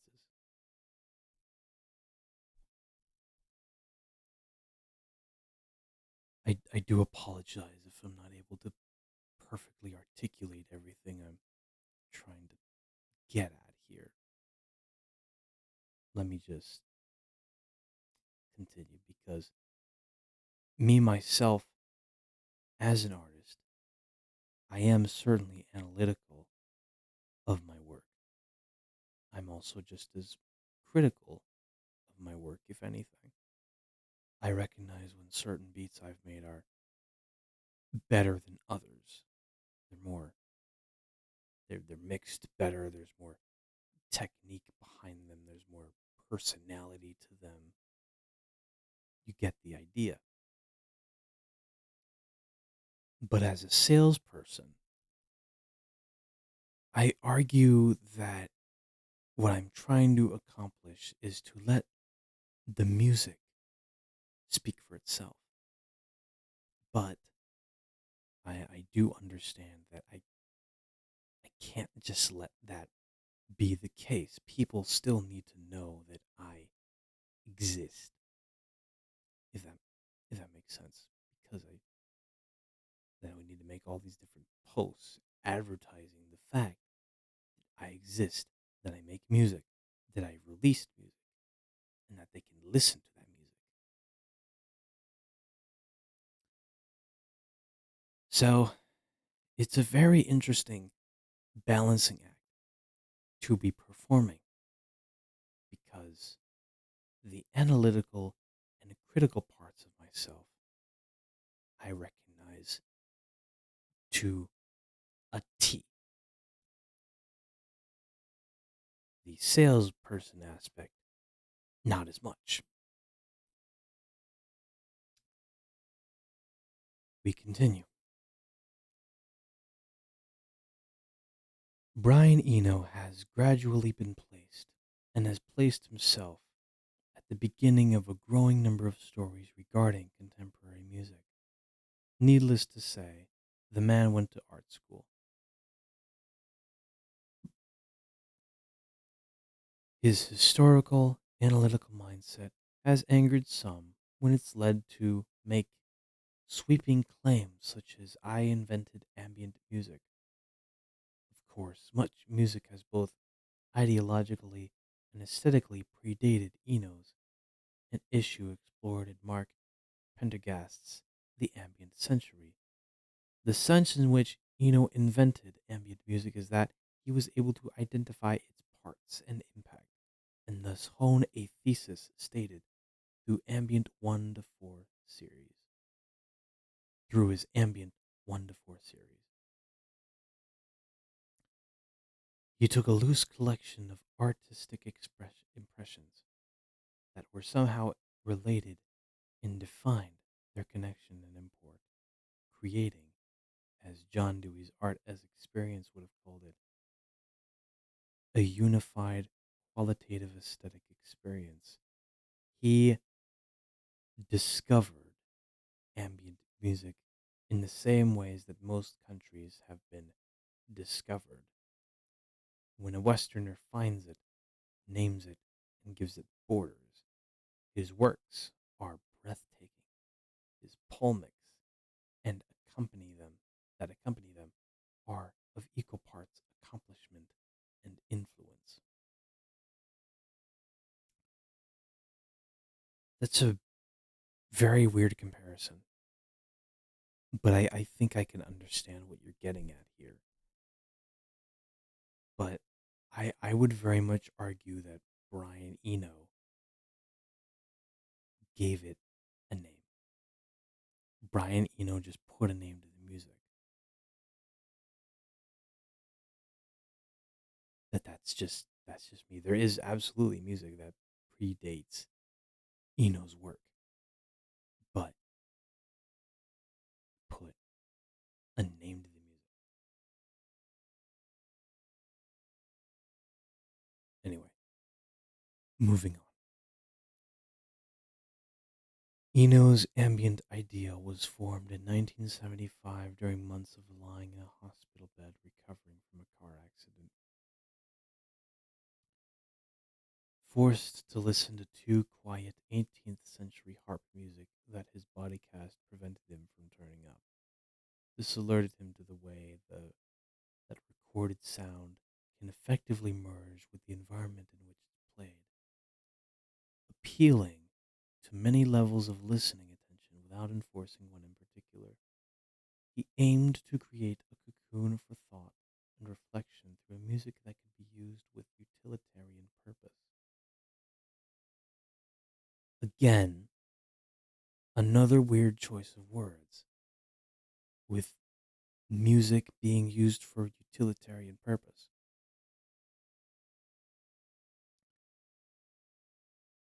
I can understand that. I can understand what the connotations behind that particular wording are. It's just a very weird choice of words to me. It's very weird. He has described the process as a painter taking the human figure out of a landscape. In music, this figure took the form of his own voice, a cohesive melody, and other evidence of human intervention. By eliminating these, he created a sense of space where there was once an object.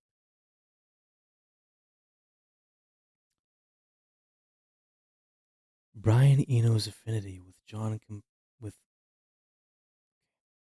sorry, I'm stumbling over my words. Brian Eno's affinity with composer John Cage is strong in both their shared conception of environment as music and use of chance operations to illustrate this effect. The difference is that John Cage saw even musical basics like tonality and harmony, the things that lend music emotional content, as subject to his own theoretical rigidity, making some of his work ultimately uninviting to an average listener. But Eno's ambient works subvert themselves to the standards of musical beauty, even in the farthest ebb sense. absence of humanity.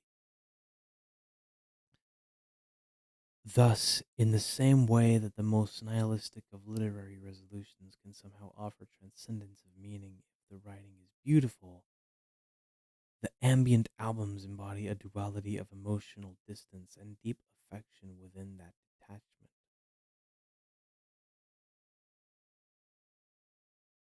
Wow. You know what? I like that particular comparison. Emotional distance and deep affection. Very interesting. As in a dream, such music has the power to make one nostalgic for places either never visited or non existent. And to many modern listeners, the melancholic nostalgia in these works has become twofold. It's both inherent in the music itself and in the now datedness of the recording style, which evokes a world of 1970s and 80s synthesizer music. One thinks of, for example, the soundtracks of grainy science fiction movies such as Vangelis' score to Blade Runner or that of Dune, the theme of which Eno contributed. Eno's sound appeals today to the ideal worlds both of abstract perfection and to the media of our younger lives.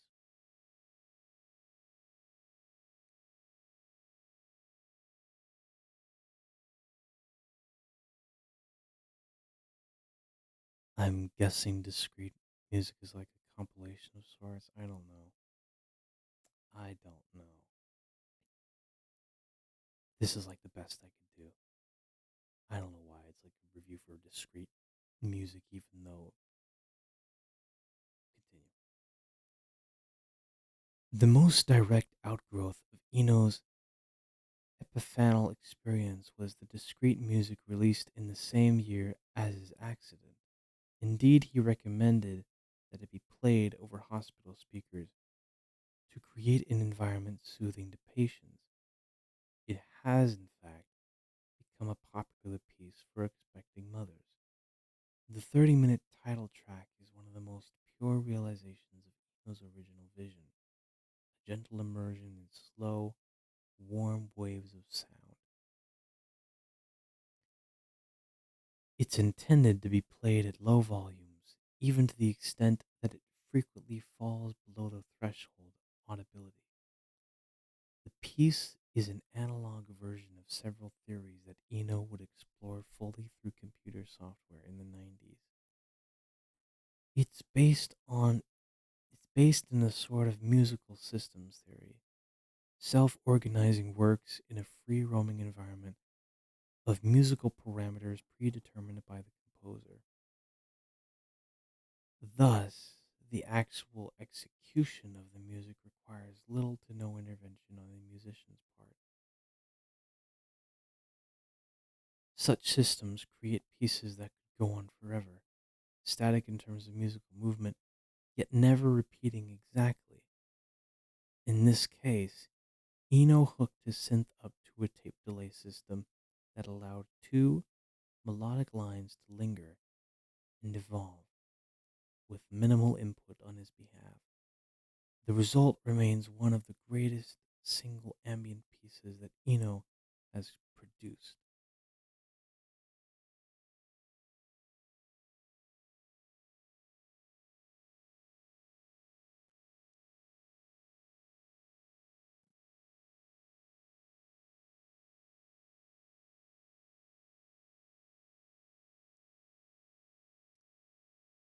The album also includes three smaller works, variations upon Johann Pachelbel's The Canon in D major, derived by applying chance procedures to the original score and performed by a group of musicians conducted by Gavin Bryars, composer of the beautiful The Sinking of the Titanic.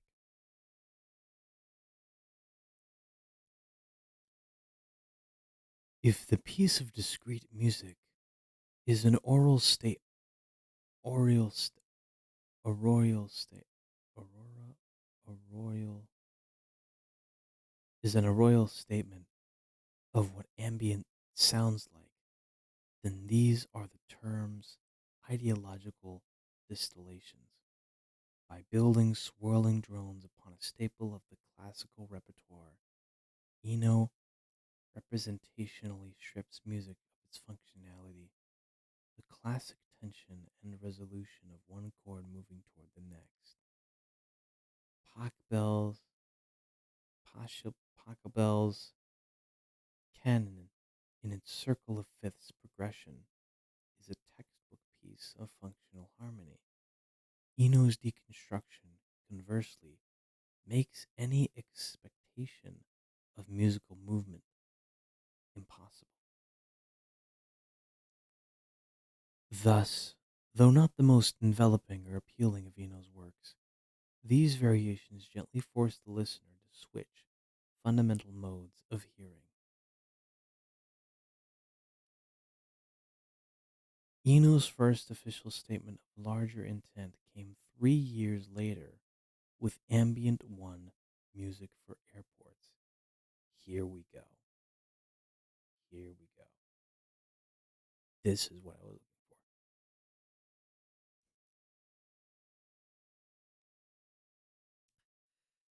It's okay, Kivo. You have a good night. I hope you sleep well. Glad to hear that I nailed the aspect of ASMR where it relaxes people into going to sleep. The dispassionate title reflects the smooth, sterile modernist surfaces that the music evokes. Eno picked a building similar to a hospital, the location of ambient music's conception. Both hospitals and airports are centered on mechanized rituals that are simultaneously in the service of, and often numb to, basic human needs. Eno thus aimed to make a music that would get rid of people's nervousness. The music comes in four sparse sections, some of them solo piano, some synthesized voices and other tones, all altered through subtle tape manipulation.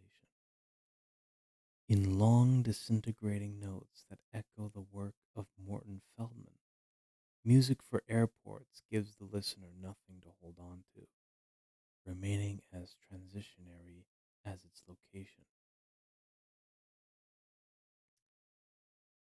In describing this album, Eno said, "One of the things music can do is change your sense of time, so you don't really mind if things slip away or alter in some way. In Music for Airports' meeting of place and sound, Eno realizes music's capacity to unify contrasting conceptions of time. The imagery of airports implies constant movement, passengers rushing to catch a flight, planes taking off, lines of people and conveyor belts moving forward.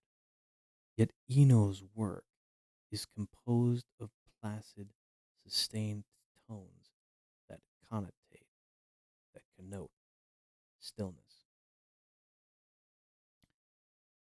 This contrast evokes both the inherent transcendent suspension in speed and the sense of rushing forward within a warm drone.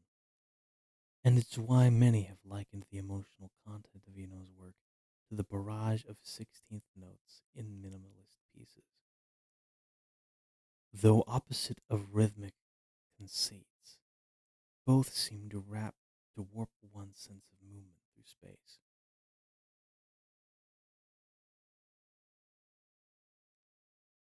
I have listened to Ambient One before, just to keep in mind. I do absolutely love the piano piece at the start of the record. I have to give it that. I do feel like I need to go back to that particular record at some point because I guess I haven't given Ambient One a fair shake. That is something I'm going to need to do at some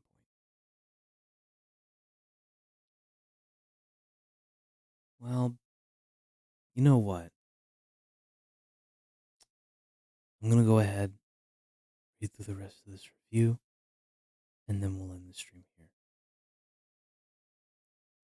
Ambient 2, Plateau of Mirror, 1980, is Eno's collaboration with pianist Harold Budd, a late bloomer of a musician who became a master of playing his instrument at barely audible volumes.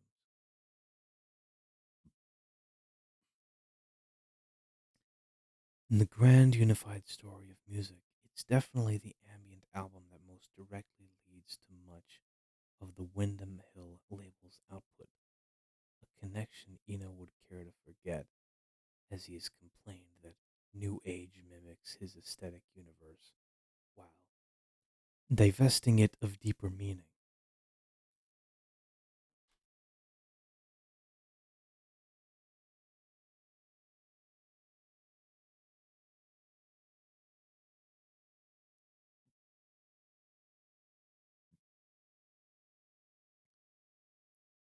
Bud's placid, satie-like melodies on reverbed piano are backed by hushed tones from Eno. The plateau matches Eno's other ambient albums in its moments of deep beauty, though it does little to mute the human presence. One gets the feeling that Harold Budd was after something slightly different from Eno, as his playing seems a bit busy under the concept at hand. Still,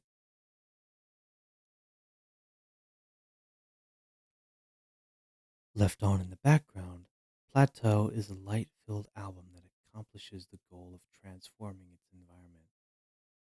It can turn any room into a place of fragile reverence, and it can offer poignancy to the most mundane of actions.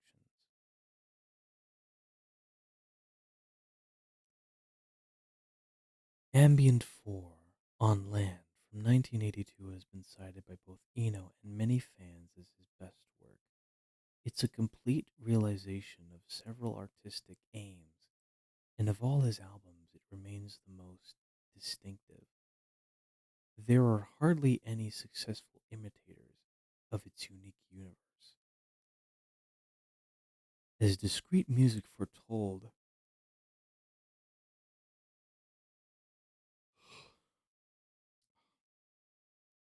even I'm getting tired.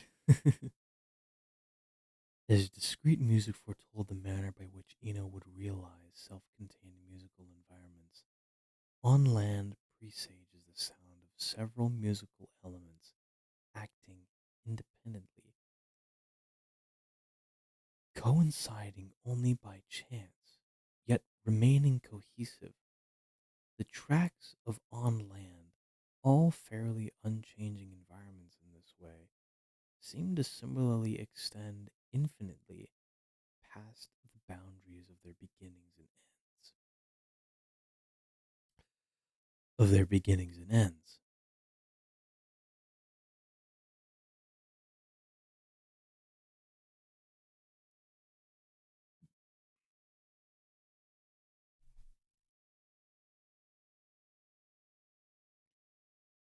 Eno has talked of finding his inspiration for On Land in Ghana when he used a microphone and headphones to hear the conflated sounds of his surrounding radius. The effect of this simple technological system was to cluster all the disparate sounds into one aureole, aureole frame. They became music. For a demonstration of this effect, just walk around with a microphone amplified into a pair of headphones. It really is striking to hear the world flattened into two dimensions upon one's ears.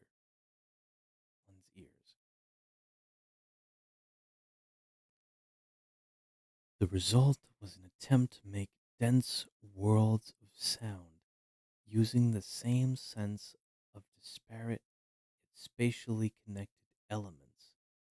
The album is both more varied than his other ambient works and more foreboding.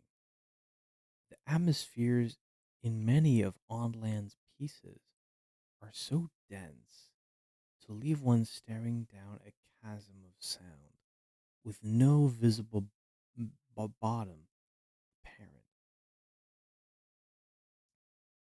Eno used several non musical objects in field recordings to contribute to Onland's thick aureole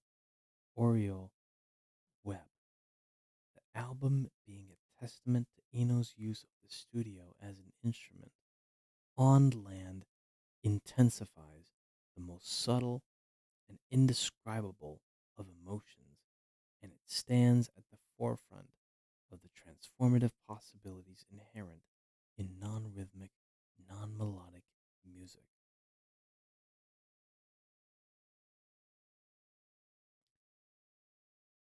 Brian Eno's ambient works received criticism similar to minimalist music of the time. About Stephen Reich, a critic once sniped that listening to his pieces was like watching waves roll upon the shore, pretty but meaningless. Again, it's kind of the point. The music is meant to wave over you. Anyway, about Eno, guitarist Lydia Lunch once complained that all ambient did was flow and weave, that its emotional ambiguity was oppressive and vapid. Again, that's the point. Both criticisms assumed a certain way of perceiving sound to be the only valid conceits under which to compose. But as time progresses, we find more and more artists influenced by Eno's expansion of sonic possibility, rendering earlier criticisms inherently moot. Some may find let me try that again. Some may find Eno's constant analysis aggrandizing, but it's that very mode of thought that allowed him to identify ambient as a coherent idea in the first place. In the first place, he both verbalized and demonstrated a concept that perfectly fit its time and place, and that has visibly shifted the landscape of musical thought. For that, Eno gets to join the ranks of those who have accomplished such sea changes throughout history, a shift in thought we often attribute to genius. You know what?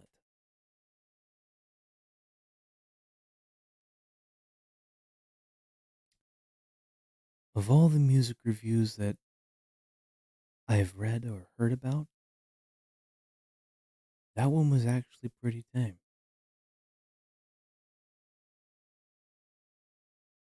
Certainly didn't hurt that it was written by um someone else instead of somebody who I, you know, thought.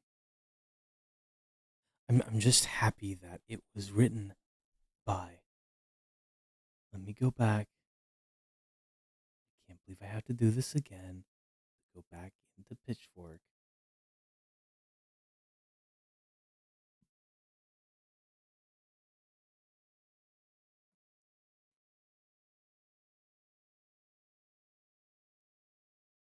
Look at that. Death Prod by Morals and Dogma is at the bottom spot, number 50. I had no idea.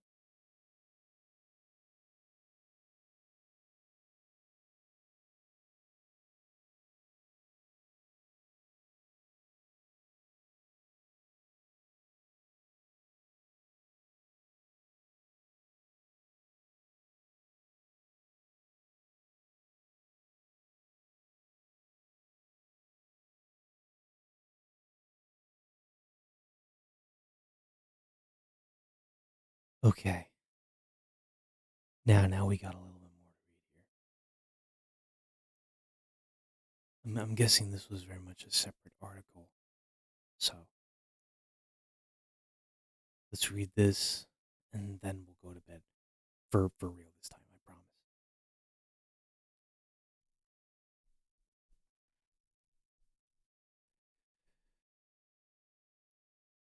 Eno may not have invented the idea of atmospheric sound, but he gave it a name: ambient music. No offense to Eric Satie, but Brian Eno is the whole reason you're reading this feature. Eno, the 1970s wiliest and most reflective pop star slash philosopher, sought a functional music that could color the air to suit certain moods. The sonic equivalent of perfume or air freshener. He set his quest in opposition to what was then the dominant form of environmental music: easy listening and elevator music, orchestral arrangements of pop hits, which he deemed lightweight and derivative. Snobbery was built into ambient music from the beginning. Eno aspired to create not just atmospheres, but above all, tasteful ones. And I mean, there might be some truth to that, but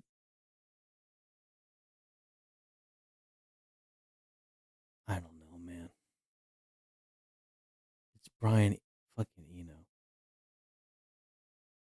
He put a name to the music. I have a feeling that that's all he needed to do. Anyway, but he wanted to coax, not impose, rather than blanketing a given environment.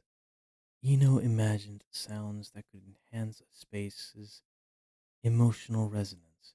He favored sounds conducive to doubt and uncertainty, as well as those favoring calm and thoughtfulness. In other words, he wanted to create background music for loners, aesthetes, and introverts, and that's precisely what he achieved on Ambient One music for airports.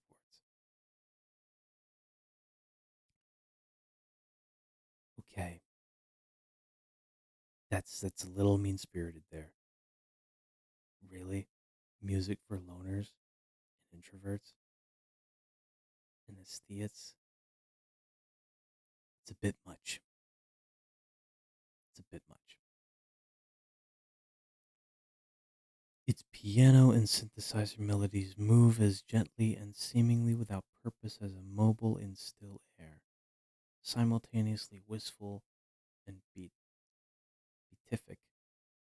It is emotionally open ended and it makes for an ideal mood enhancer, at least for the listener in a reflective headspace. If only airport on Earth were like this. The image it evokes of patient, optimistic travelers gliding soundlessly along moving walkways while sun falls across gleaming surfaces of aluminum and glass seems unlikely to be made real in our lifetimes. That train to the future has long since left the station and derailed in a fiery heap. Okay, I get it. I, not everything needs to be all doom and gloom. That's all I'm going to say. For the listener curious about ambient music who has no idea where to begin, there really is no better introduction than this. And you know what? Philip Sherburne, I think that's something we can agree on. Both of us, we can agree on that. But that's about it. Yeah, that is absolutely about it. can agree with you on is the fact that, chat, I know you might not be there, you might just be listening intently. But if you want to get into ambient music, the first start is Ambient One Music for Airports. Highly recommended, especially by yours truly.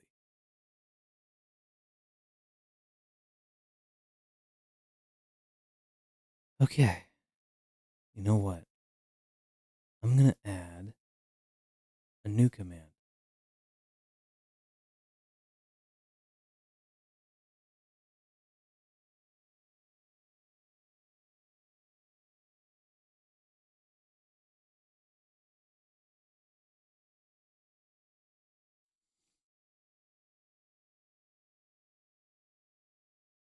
Just to be sure.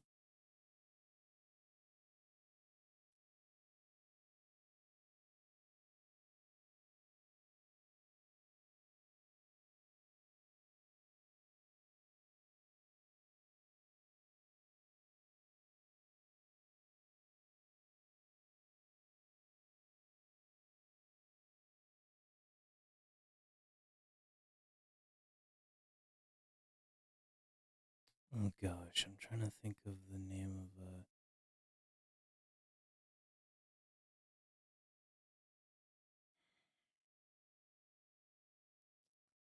it's not the kitchen, it's not the common area, it's the I swear I'm trying to think of it.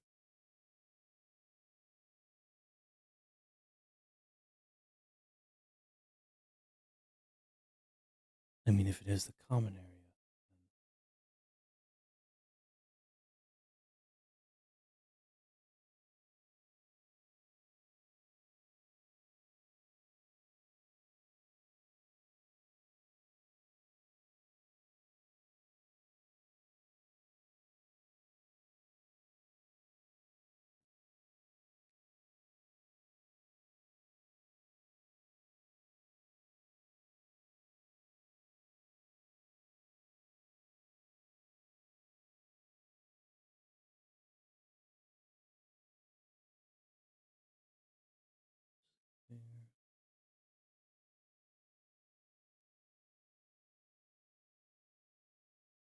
I mean, I guess dorm room could work, bunk room.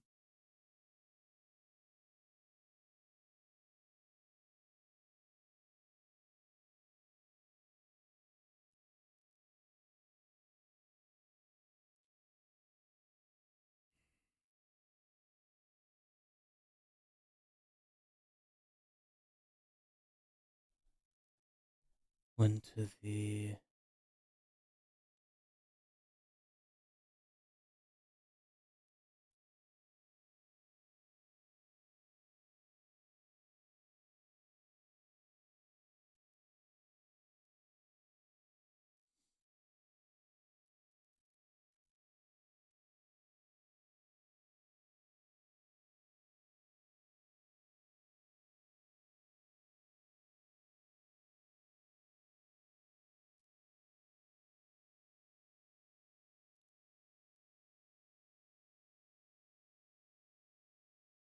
okay.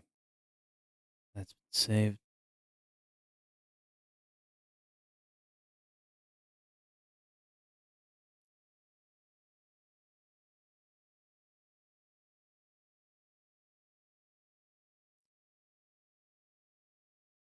Actually, no. I was going to add a second lurk command, but I don't think it's needed. At least currently.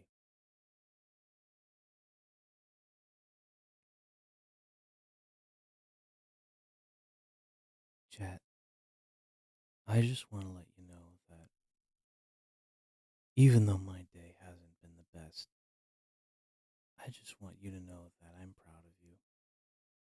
Whatever it is that you managed to get done today, you did a great job. You did a great job just making it through another day like I have. And that I am absolutely proud of you. wonderful job. Done a great job.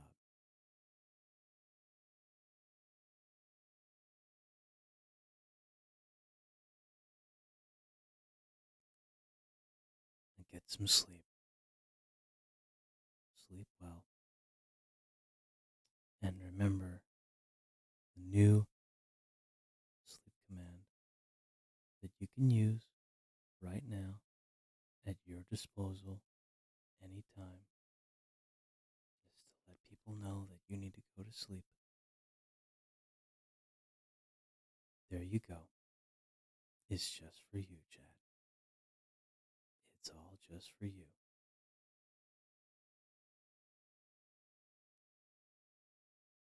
And I'm only saying this simply because it's late for me. That's all it really is. And that's totally fine. That's okay.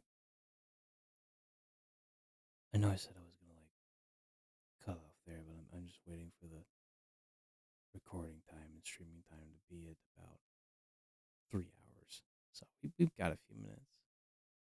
We got a few minutes.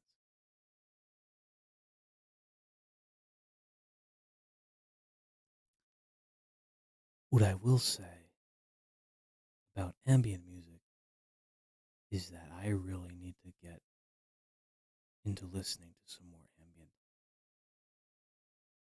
and that I have been severely limiting myself in regards to how much ambient I actually listen to, such as, well, Brian Eno. Granted, he was the one who put a name to the genre, but there are way more ambient artists out there.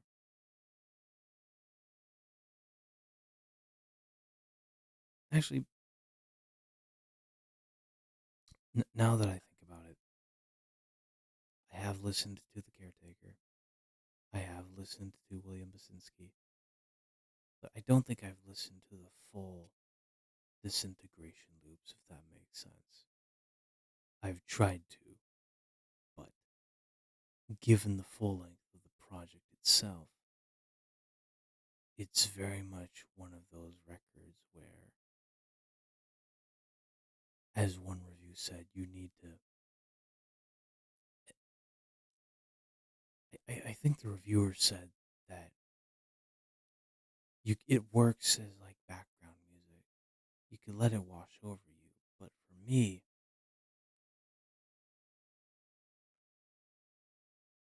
the way that I listen to particular pieces of music is that I do the best that I can to actively listen to the music itself. That is certainly a weird way to look at it. Why would you want to be actively listening? Why would you want to actively listen to a certain piece of music when it's meant to be heard in the background? And it's a fair assessment. That is an absolutely fair assessment. Absolutely.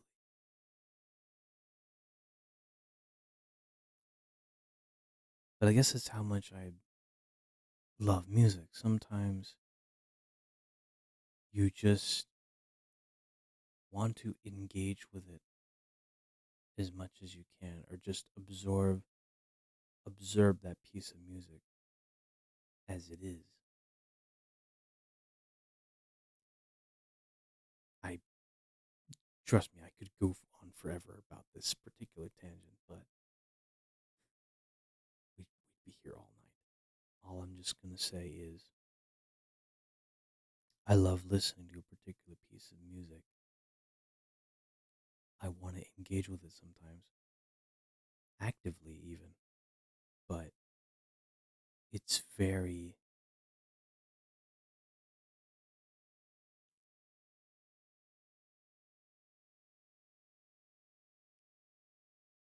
for me at the very least, it's difficult to listen to ambient music when I'm wanting to engage with it.